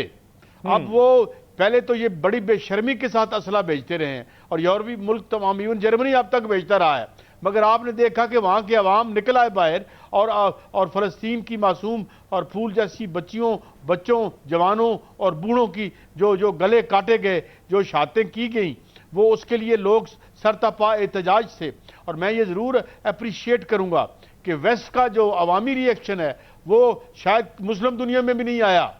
जो वेस्ट के अवाम ने जो जितने बड़े बड़े वहाँ पे हम देख रहे हैं। अभी मुझे कल बेल्जियम से मेरे किसी दोस्त फोन आया, मेरे पाल सेठ दोस्त का, वो बता रहा था कि इवन राइट विंग जो वहाँ पे यहूदी थे, उन्होंने बाकायदा वो अपने वो टोपियां पहन के बाहर निकले और इजराइल के खिलाफ वहाँ पे बेल्जियम में मुजाहरा कर रहे थे। तो ये भी एक फैक्टर इन हुआ। वैसे यानी जाहिर है कि फिर हुकूमतें थोड़ा बहुत उन्हें वो शर्म करनी पड़ती है ना कि वोट भी लेना पड़ता है, हालांकि वोटों छोटों से कोई नहीं आता ना। अमेरिका बहादुर के बारे में भी लोगों को बड़े खुशफहमी है जिन्होंने उसका आइन नहीं पढ़ा हुआ। लोग जानते हैं कि वहाँ का सदर वो इलेक्टोरल कॉलेज इलेक्ट करता है, वहाँ इलेक्ट नहीं करते। मगर आज आपका ये मौजूद नहीं है। तो बात यह है कि ये भी बहुत बड़ी वजह है। बहुत आइसोलेट कर लिया है इजराइल ने, अपने आप को बड़ी मुश्किल में डाल लिया है। और उधर दूसरी तरफ टेक्नोलॉजिकली अपनी एडवांसमेंट डेमोन्स्ट्रेट कर दी है ईरान ने, और दूसरे मुल्क भी इस तरफ चल पड़े हैं कि क्योंकि उन्हें पता है कि अब पासपोर्ट टू सेफ्टी और सिक्योरिटी क्या है, वही जो हम पहले कह रहे थे, एटम बम भी है या आपकी दीगर कन्वेंशनल वार हेड्स हैं वो भी हैं। तो ये वजह है कि स्टेयर कार्मर साहब जो बहुत बड़ा इलेक्शन जीत के आए थे, वो माशाल्लाह खासे अनपॉपुलर हो चुके हैं 6-6, 7-7, 8-8 महीनों में। जो सरमायादारी का जो इस वक्त जवाल है या जो उसके अंदर का इंटरनल क्राइसिस है, वो बुरी तरीके से इस निज़ाम को नंगा कर रहा है। और चुनाचे ये भी आप देखें, ये जंगें भी जो हैं इनको आप जोड़ सकते हैं कि जो इंटरनेशनल इकोनॉमिक आर्किटेक्चर था दूसरी जंग अजीम के बाद जो अमेरिका बहादुर ने खड़ा किया था, और जो दो नंबर एक फ्रॉड था, ये रूल बेस्ड, पता चल गया कितने रूल बेस्ड था और कितना नहीं था। तो ये पूरा निज़ाम जो है वो अपने एक बहुत बड़े क्राइसिस में है। मुश्किल और तकलीफदेह बात यह है कि कोई पॉलिटिकल पार्टी वेस्ट में हो या कहीं और, वो इन लोगों की जो ये एस्पिरेशन या जो डिमांड्स हैं उनको वो रिप्रेजेंट नहीं करती। मगर अगर आप देखें तो पूरे वेस्ट की हुकूमतें एक तरफ हैं तो अवाम एक तरफ हैं। तो ये है सिलसिला। ऊपर से इन्होंने जो है वो वारदात करके एक रूलिंग एलीट ने वो कब्जा कर रखा है। कितनी देर तक ये कब्जा चलता है देखते हैं। तो ये वजह है, इसलिए कि कोई स्केर शार्मर साहब के दिल में फलस्तीन के अवाम की जो है वो कोई मोहब्बत नहीं जागी, ना ही उनमें कोई जमीर शमीर का कोई उनके लिए मुश्किलात पैदा करता है। मुश्किलात पैदा इसलिए हो रही हैं कि they are becoming very unpopular. उनके मुल्क में सिस्टम तेजी से लोगों को सिस्टम के खिलाफ खड़ा कर रहा है। बहुत ज्यादा मूवमेंट्स आप देखेंगे। इवन मैं आपको यह भी बता दूं कि IMF ने बाकायदा एक इंडेक्स बना लिया है पहली दफा तारीख में कि वो मॉनिटर करता है कि कहां तहरीकें उठ रही हैं। और वहां की रूलिंग एलीट में अगर आप मॉनिटर करते रहे और रिपोर्ट करते रहे, जो कि डिवोर्स में इनकी मीटिंग होती है, ये जो मालकान ग्लोब हैं, तो वहां पे एक खौफ मौजूद है कि अवाम आहिस्ता आहिस्ता इस सारे सेटअप के खिलाफ उठ खड़े हुए हैं। और मेरे ख्याल में यही रेला इजराइल को भी भा ले जाएगा। जी बिल्कुल ठीक है। अब्दुल्ला हमीद गुल साहब, जिस तरह से भी काजी साहब ने फरमाया कि उनको कोई दर्द नहीं है, उनको अपने लाले पड़ चुके हैं इस वक्त, क्योंकि सदर ट्रंप ने भी कह दिया था कि मेरे पास तो तेल वाफर मिकदार में मौजूद है, आप अपना देख लें, आपको अगर कुछ चाहिए तो आपने हुर्मुज़ खुलवा लें। अब उसी सिलसिले की कड़ी अब मिल रही है कि वो सऊदी अरब के पास आए, डेफिनेटली वो यूएई के पास भी जाएंगे, और हो सकता है कि चाइना के साथ भी ये बातचीत करें कि अब ये आपने हुर्मुज़ वाला मामला जो है ना मुस्तकिल तौर पर हल होना चाहिए। तो आप समझते हैं कि अब ये जो कमान संभाली है के स्टार्मर ने, इस बस में दीगर अफराद भी शरीक होंगे इस फ्लाइट में? देखें, सबसे बड़ी बात यह है कि पहले तो टोनी ब्लेयर के मुतालिक बात करें ना, जिस शख्स ने वहां फौजें भिजवा दी और वहां मुसलमानों का कत्लेआम करवाया, 10 लाख मुसलमान 550 के हिसाब से रोजाना को उनको शहीद कर दिया गया इराक में, और कहा कि जी वेपन ऑफ मास डिस्ट्रक्शन है। वेपन ऑफ मास डिस्ट्रक्शन निकला ही कोई नहीं, उनकी अपनी रिपोर्ट निकल आई। इसके ऊपर इस आदमी को गजा पीस बोर्ड के अंदर जो है वो उसको चेयर किया जा रहा था, मतलब फॉर गॉड सेक, और अब्राहम एकॉर्ड के हवाले से। तो ये मुझे आप बताएं कि क्या वो सजा का हकदार नहीं है? एक मास मर्डर जिसने इंसानियत का कत्ल कर दिया, और आज वो जो है वो कह रहे हैं कि जी वो तो हो गया, मुसलमान है ना, मुसलमानों को क्या है, मुसलमानों को मारो। वो बेशक ईरान के मुसलमान हो, वो अब दुनिया को, जिन लोगों को आप हमेशा ये बताते रहे कि पता नहीं वो तो अहले तशी हैं, उनका तो कोई ताल्लुक नहीं है, और सुन्नी दुनिया जो थी, मैं खुद सुन्नी हूँ अल्हम्दुलिल्लाह, सुन्नी दुनिया सुन्न होके रह गई थी। ये वो रियलिटी है। ये बड़ी मैं बात कर रहा हूँ, आपको बुरी भी लगेगी। सुन्नी दुनिया ने क्या किया, आप मुझे बताइए। गजा के ऊपर आज ईरान को जो मार पड़ रही है, क्यों पड़ रही है? क्योंकि गजा के ऊपर किबला अव्वल के ऊपर जो है वो बैठ गए। किबला दोयम के लिए तो सब लोग तहफ़्फ़ुज़ के लिए तैयार हैं, मुआहदात भी करते हैं, किबला अव्वल के लिए भी किसी ने कोशिश की है? क्या हमारा ये कोई जिम्मेदारी नहीं है? और दूसरी बात जो है वो, आप जुल्म के सामने जो आप जुल्म को खामोश रह के बर्दाश्त करना भी ये एक गुनाह है। आपको जालिम के सामने खड़ा होना पड़ता है। You have to tall straight in front of your जो एग्रेसर है, उसको बताना पड़ता है कि तुम गलत कर रहे हो। ऐसी कोई बात नहीं है। ईरान के पास ना न्यूक्लियर था, ना उनके पास कोई ऐसी एयरफोर्स थी। ईरान खड़ा हो गया। जब अल्लाह ताला फरमाता है, मुझे रब होने की कसम मैं तेरे साथ खड़ा हो जाऊंगा, और खड़ा हुआ। अल्लाह ताला ने देखा आपने। अब मकसद यहाँ ये है, ये सारी चीजों का, कि ये नहीं करना चाहते किसी भी किस्म का, ये टाइम बाय कर रहे हैं। इनके अपने मुमालिक के अंदर मसले आ गए हैं। कोई पूछने वाला नहीं है डोनाल्ड ट्रंप को कि यार तुमने तो कहा था कि वेनेजुएला का सदर फलाना है, ढिमकाना है, और आज तुम ढटाई से कह रहे हो कि वेनेजुएला का तेल लेने की खातिर तुमने उस आदमी को पकड़ लिया, और हमारा तो वेनेजुएला से तेल हो गया। आपने उसको एब्सेंशिया में मुकदमा चलाया, आपने सदर मेड्यूरो को नहीं चलाया। आप उसको पकड़े और लेके चले गए। वहां आपने ये सोचा था कि जनाब ये तो हम कर लेंगे बड़ी आसानी से, क्योंकि वहां की फौज मिल गई थी अमेरिका के साथ, और इस वजह से सदर मेड्यूरो को उनके घर से पकड़ के ले गए, उनकी बीवी समेत पकड़ के ले गए। बीवी के ऊपर क्या मुकदमा था?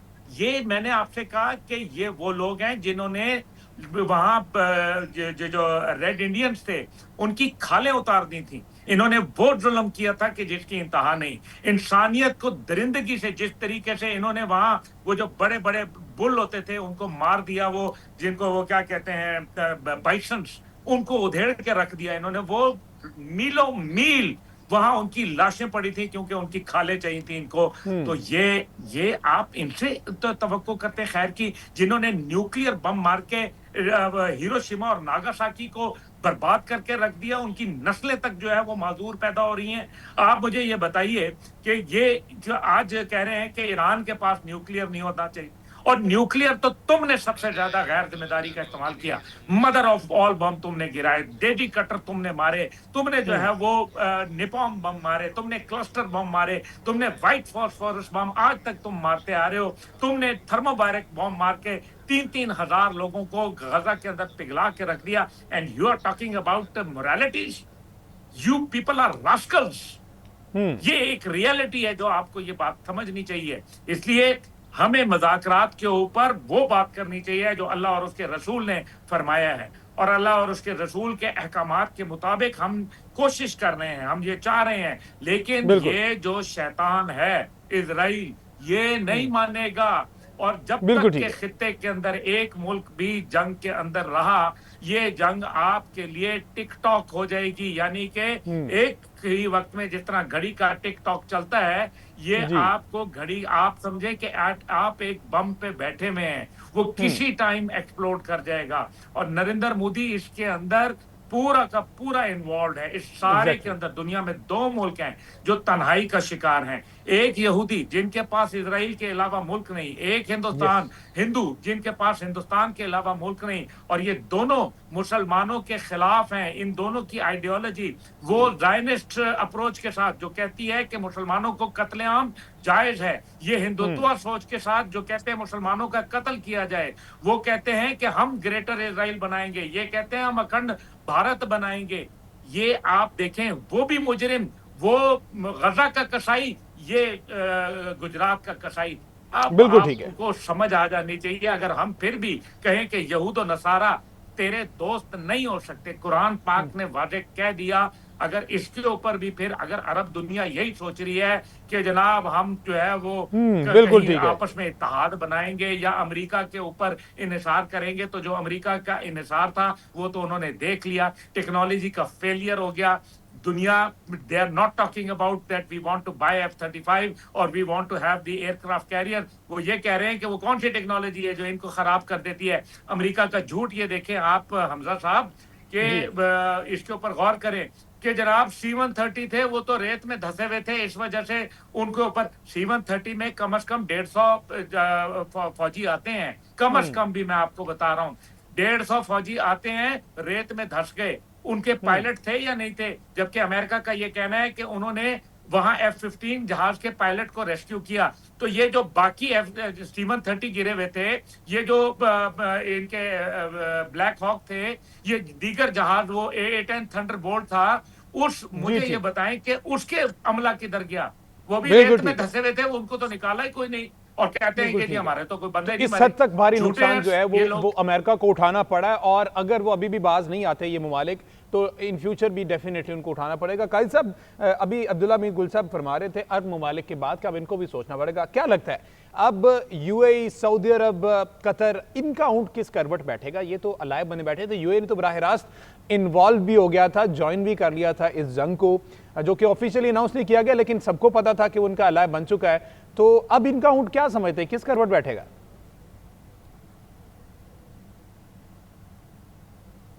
देखिए, बहुत बड़ी क्वालिटेटिव चेंज आ रही है। इंडिविजुअल हुकूमतों का कोई भी किरदार रहा हो, लेकिन मुस्लिम उम्मा का जो रिस्पांस आया है इस अटैक के हवाले से, उसमें मैं नहीं समझता कि कोई डिवीजन थी।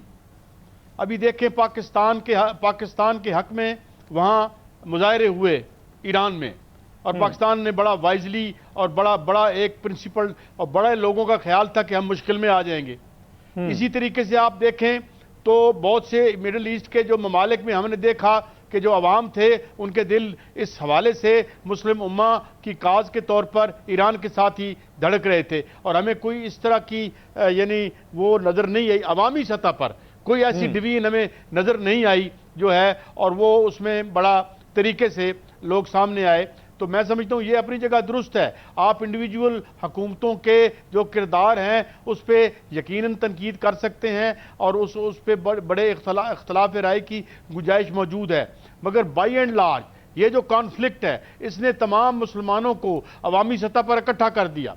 इवन वेस्ट के अवाम हों जो कि हमारे साथ क्रिश्चियंस हैं, इवन जो यहूदी, मैंने जिस तरह आपको बताया कि मेरे दोस्त ने बेल्जियम से मुझे फ़ोन करके बताया कि राइट विंग जो यहूदी थे उन्होंने भी मुखालफत की। इवन अमेरिका के अंदर जो यहूदी हैं उन्होंने उनकी ज़ायोनिस्टों की, एक्सट्रीम फंडामेंटलिस्टों की मुखालफत की। तो हमारे यहाँ अंदर भी यही चीज़ मौजूद थी, और मेरे ख्याल में बहुत से असबाक हम मुमलकतें जो इस्लामी मुमलकतें हैं वो इससे यकीनन मज़ीद और सबक सीखेंगी, और हमें एक यकजहती के साथ इस एक ईवल जिसका नाम इजराइल है और जिसके पीछे ज़ाहिर अमेरिका खड़ा है, बल्कि अमेरिका को अब अपने तहफ़्फ़ुज़ के लिए भी, जो अपनी जान बचाने के लिए भी इससे डिस्टेंस करना पड़ेगा। तो मेरे ख्याल में ये जो हमारा जो रिस्पांस था वो एक यूनिफाइड एक्सप्रेशन था, जो कि बुलंदतर था अवामी सतह पर किसी फ़र्क़े या मजहबी जो इख्तलाफ से ऊपर जाके लोगों ने ये किया। हत्ता कि मैंने ये सुना कि ईरान में बाज़ वो लोग जो कि ईरानी हुकूमत के खिलाफ थे और वो बाहर रह रहे हैं, यूरोप में हैं, उन्होंने हुकूमत से रिक्वेस्ट की कि जनाब हमें आप हमारे पिछला काम छोड़े, हम आके लड़ने को तैयार हैं इस जंग में। तो मेरे ख्याल में ये इसका एक बड़ा पॉजिटिव पहलू है। पॉजिटिव तो नहीं कहना चाहिए किसी जंग को, मगर जाहिर है कि अल्टीमेटली ये पॉजिटिव इसलिए है कि पहली दफ़ा एक पूरी शिकस्त अमेरिका बहादुर को और इजराइल को हमने होते हुए देखी है। आज तक हम ये कहते थे कि ये कोई जंग अरब नहीं जीत सके, और ये सारी कहानी वो अब सारे का सारा बयानिया बदल चुका है। और मेरे ख्याल में इजराइल जिस तरह से एक्सपोज हो चुका है वेस्ट के आगे हमारे सामने, अब मेरे ख्याल में वो हमें डिवाइड नहीं कर सकेगा। जी बिल्कुल ठीक है। अब्दुल्ला हमीद गुल साहब, सर अब एक कल और परसों के जो मुज़ाकरात है, जो कि अभी आपने सबसे पहले बात ये की कि क्या जेडी वैंस आएंगे, अब ये एक सवालिया निशान है क्योंकि जिस तरह की सूरत हाल चल रही है। अच्छा, इस सारी सूरत हाल को सबोताज करने के लिए टॉप पे तो इसराइल मौजूद है। आप समझते हैं कि इसमें कहीं ना कहीं अब भारत का भी हाथ होगा, क्योंकि भारत जो है वो आइसोलेट होता हुआ अपने आप को देखकर उससे रहा नहीं जा रहा। तो आपको पता है कि मोदी सरकार ने जयशंकर को फौरी तौर पर मिडिल ईस्ट की तरफ रवाना किया है कि जाके कुछ ना कुछ करें भाई, ये चुप बैठने से फायदा नहीं है और ना ही गुजारा है, क्योंकि अपोजिशन टिकने नहीं दे रही। तो इसराइल के बाद हम कह सकते हैं कि भारत दूसरा मुल्क होगा जो इस मुआहदे को सबोताज, इस जो टेबल टॉक होने जा रही है इसको सबोताज करने के दर पे होगा। देखिए, जो ग्रेटर प्लान है वो तो मोदी और इन्होंने मिल के बनाया है ना। भारत पिता और इजराइल, भारत माता और इजराइल पिता, ये मेरे अल्फाज तो है नहीं, नरेंद्र मोदी के हैं। और ये कब के हैं? जब पाकिस्तान के ऊपर जिस दिन हमला हुआ उस वक्त वो वहां अफगानिस्तान में मौजूद था, अफगानिस्तान की जानिब से, तो वो इजराइल मौजूद था। अब मुझे ये बताइए कि इजराइल के अंदर वो क्या कर रहा था उस टाइम पे, और उसके बाद फिर मशरिक वुस्ता में आग भड़क गई। तो इसका मतलब ये है कि ग्रेटर इजराइल तभी मुमकिन है ना जब खलीजी ममालिक कमजोर होंगे, जब वो मुआशी सतह के ऊपर, दिफाई सतह पर, स्ट्रेटेजिक सतह के ऊपर कमजोर होंगे और इसके अंदर वो आपस में लड़ेंगे और उसका फायदा इजराइल को मिलेगा। इजराइल खुद ब खुद जो है वो तमाम मईशत वो उसके हाथ में आ जाएगी। नरेंद्र मोदी इस पूरी ग्रेटर गेम के अंदर एक मोहरा है और ये एक उनका अलाकार है। मैंने आपसे कहा कि ये पहले ये दोनों ममालिक इकट्ठे हैं और इन दोनों ममालिक की ये भरपूर कोशिश है कि किसी सूरत भी, चाहे जो जतन करना पड़े, अमेरिका को यहाँ से नहीं जाने देना। और अमेरिका को ना जाने देने का मतलब ये है कि यहाँ बूट्स ऑन ग्राउंड वो चाहते हैं, ताकि बूट्स ऑन ग्राउंड हो, और जब बूट्स ऑन ग्राउंड होंगे तो ये वॉर प्रोलॉन्ग करेगी, और जब ये वॉर प्रोलॉन्ग करेगी तो इसका डायरेक्ट बेनिफिशियरी इंडिया और इजराइल होगा। ये है एक ग्रेटर इनका एजेंडा। लेकिन जाहिर है इस ग्रेटर एजेंडा को पाकिस्तान ने चैलेंज कर दिया। पाकिस्तान को भी मालूम है कि ये सारे चैलेंजेस वो हमसे बहुत ज्यादा जानते हैं, जो जानने वाले हैं, और उनको इल्म है इस बात का। अब वो कोशिश कर रहे हैं, इसीलिए एक हॉटलाइन का कयाम किया गया जिसके अंदर तमाम जो कंसर्न्ड ममालिक हैं, जिसके अंदर चीन और रूस शामिल हैं और साथ ही साथ अरब पेनिनसुला के भी ममालिक शामिल हैं, वो इस बात को मॉनिटर कर रहे हैं। टर्की भी इसके अंदर पाकिस्तान के साथ भरपूर मेरे ख्याल में ताउन कर रहा है, और वो भी ये चाहता है, क्योंकि टर्किश ने तो बड़ा ओपनली बोल दिया कि इसके बाद टर्की की बारी है और टर्की के बाद पाकिस्तान की बारी है। ये बात तो उन्होंने खुद, जो हाकान फिदान साहब ने बात कही है। इसलिए मेरा ख्याल है कि हमें ये देखना है कि मुस्तकबिल के अंदर अगर हमने कोई मजबूत इत्तेहाद बना लिए, फिर तो पाकिस्तान और आलम इस्लाम के जो खलीजी ममालिक हैं उन सब के लिए बेहतरी होगी। लेकिन इस टाइम पे खलीज के ममालिक को बाकायदा डिवाइड किया जा रहा है। डिवाइड एंड रूल का फॉर्मूला इज स्टिल इंटैक्ट, और भारत इसके अंदर जो एक, आपको पता है कि एक नेगेटिव रोल ये हमेशा से वो प्ले करता रहा, और भारत अब जाके अपनी डिप्लोमेटिक एफर्ट्स क्या कर रहा है, इस सारे में भारत कहाँ खड़ा है? क्योंकि भारत तो अपना जो ट्रस्ट था वो उसी दिन लूज कर गया था जिस दिन उसने विशाखापट्टनम के अंदर ईरानी जहाज की मुखबरी करके उसको निशाना बनाने के अंदर बकायदा कंधा फराहम किया था। और हद यह है कि उनके सेलर्स को बचाने की कोशिश भी नहीं की गई थी। तो भारत के ऊपर तो पहले ही जो सोनिया गांधी का आर्टिकल आया जिसके अंदर उसने कहा कि हमारी तो आजाद खारजा पॉलिसी थी, तुमने तो गुलाम कर दी, तुमने तो ईरान के साथ जो ताल्लुकात थे वो तो पाकिस्तान के कयाम से भी पहले भारत के मौजूद, जो खित्ते में दहशतगर्द और जो जासूस पकड़े जा रहे हैं, जो बाकायदा अरब ममालिक पर हमला करके नाम ईरान का ले रहे हैं, वो कौन से दो ममालिक के हैं? ये तो खुद अरब न्यूज को पढ़ लेना, वो इजराइल और इंडिया के हैं। तो इसका मतलब यह है कि क्या उनका क्या किरदार है? बिल्कुल बिल्कुल ठीक है, बिल्कुल ठीक है। काजी साहब, जिस तरह से अभी अब्दुल्ला साहब फरमा रहे थे कि अरब ममालिक को अब सोचना पड़ेगा, तो क्या समझते हैं आप कि ये स्लो पॉइजनिंग एक हिसाब की है साहब बहादुर की तरफ से, उनको अड्डे देकर कुछ पैसे, हालांकि पैसे की कमी नहीं है, इसके बावजूद उनका अलाय बनना, ये कुछ समझ में आती है बात? क्योंकि उनका मोटिव तो यही है कि मुसलमानों को आपस में लड़ाया जाए, और ये बात इनको पता है, इसके बावजूद स्लो पॉइजनिंग लेने के लिए तैयार बैठे हुए हैं ये अरब ममालिक।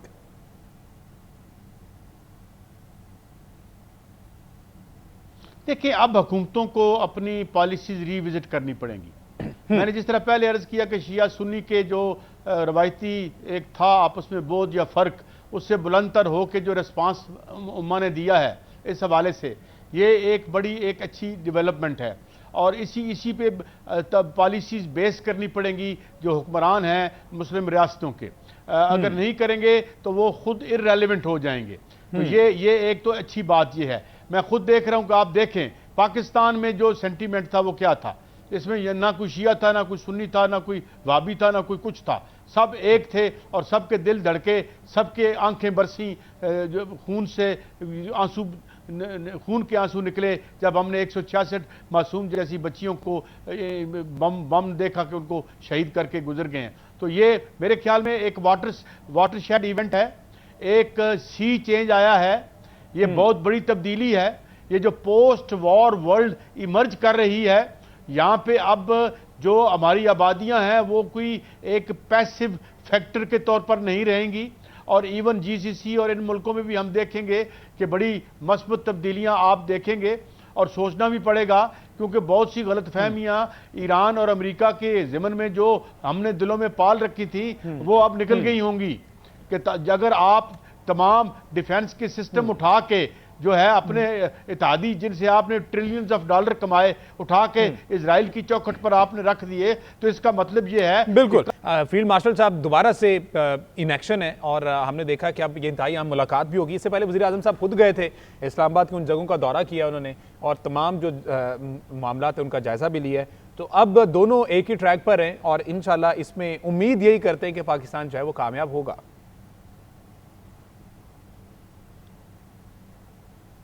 देखें, पाकिस्तान की जो कामयाबी है वो दुनिया की कामयाबी है। मेरे ख्याल में ये बात अमेरिका बहादुर को और इनको सबको समझनी चाहिए, वेस्ट को भी समझनी चाहिए कि ये अगर ये हमारे इस प्लान पे चलेंगे तो मेरे ख्याल में एक दुनिया बेहतर जगह होगी रहने के लिए। वरना इसको तो आपने एक जलते हुए सैयारे में तो इन्होंने तब्दील कर देने में कोई कसर नहीं छोड़ी थी। और दूसरी बात यह है कि हम बड़े मुतफक्कर थे। ये जो हमें स्टोन भेजने की बातें कर रहे थे, इन्हें खुद अब खतरा पड़ गया कि ये हम पूरी दुनिया ही स्टोन एज में ना चली जाए, और ये चली जाती। जिस तरीके से हम अपने पिछले सेशन में डॉक्टर शाहिद मसूद साहब और ये तमाम लोग बता रहे थे कि ये जो जितनी आईटी कंपनियां और ये जितनी टेक्नोलॉजी की कंपनियां और ये दाएं बाएं और सोशल मीडिया, ये सारे के सारे तो मिलिट्री कॉन्ट्रैक्टर के हाथों में पकड़े हुए टूल्स थे। और ये जो एक थ्रेट गया है कि जी ठीक है, if you are hell bent upon destroying our civil जो इंफ्रास्ट्रक्चर है, तो फिर हम आपका भी यहाँ कख, पंजाबी में कहते हैं कख नहीं रहने देंगे। तो उसके नतीजे में ये सब कुछ हुआ है। पाकिस्तान पर जिम्मेदारी बहुत बड़ी है। हमारे पास एक जिम्मेदारी तो ये है कि दुनिया की जो टॉप एक इंतहाई नाजुक सिक्योरिटी सिचुएशन में वी आर केपेबल इनफ, हम अपने मेहमानों का ख्याल रखें और हम ख्याल रखेंगे और हमारे मेहमानों को भी ये चाहिए। और जिससे देखें, ईरान ने तो लब्बैक कहा, खैर उन्होंने भी कहा, शुरू में तो 10 के 10 पॉइंट जो थे उन्होंने माने हैं और दोबारा से उस पर अब ये वैसे ये जब भी सीज फायर होती है तो उसकी वायोलेशंस होती रहती हैं। सवाल ये है कि अमेरिका बहादुर को ये चाहिए कि रेन इन करे, सख्त लहजे में बात करे, जो उनकी रूलिंग इशराफिया है ईरान इसके साथ, इजराइल के साथ, और एक रास्ते से निकल के तो कोई आगे का रास्ता निकालें, वरना जो अल्टरनेट रास्ता है वो बहुत बड़ी तबाही का रास्ता है। उसके बाद जो मैं उसको बात भी नहीं करना चाहता, उसको मैं एनविसेज भी नहीं करना चाहता। आप अगर इस किस्म की जो एक प्राइस एस्केलेशन हो रही है, जो इन्फ्लेशन हो रही है, ये जंग आगे बढ़ती है, तो आप देखेंगे कि ये तो इनकलाबात हो जाएंगे मुल्कों में। आबादियां जो हैं वो बिलबिला के जो है वो इनके अपने मुल्कों में निकल आएंगी बाहर। जिस तरह हम देख रहे हैं यूरोप और अमेरिका में आबादियां बाहर निकल रही हैं अपनी हुकूमतों के खिलाफ, तो वो आपके गले पकड़ेंगी। तो बेहतर ये है कि ये जिस तरीके से हम इसको स्टेयर कर रहे हैं और जिस तरीके से आपने भी हमसे रिक्वेस्ट की है भाई, अमेरिका बहादुर ने भी रिक्वेस्ट की कि जनाब करो गल, किसी की गल नहीं सुनने पे, तो उनकी भी मेहरबानी, उन्होंने हमारी बात सुनी। बिल्कुल ठीक है कैद साहब, उसने भी इसका बहुत बड़ा रोल इसमें अदा किया। तो मेरे ख्याल में बिल्कुल ठीक है कैद साहब, हेडलाइंस का वक्त हो गया। बहुत शुक्रिया आपके कीमती वक्त का भी, और दीगर जो पैनलिस्ट हमारे साथ मौजूद थे आपका भी बहुत शुक्रिया।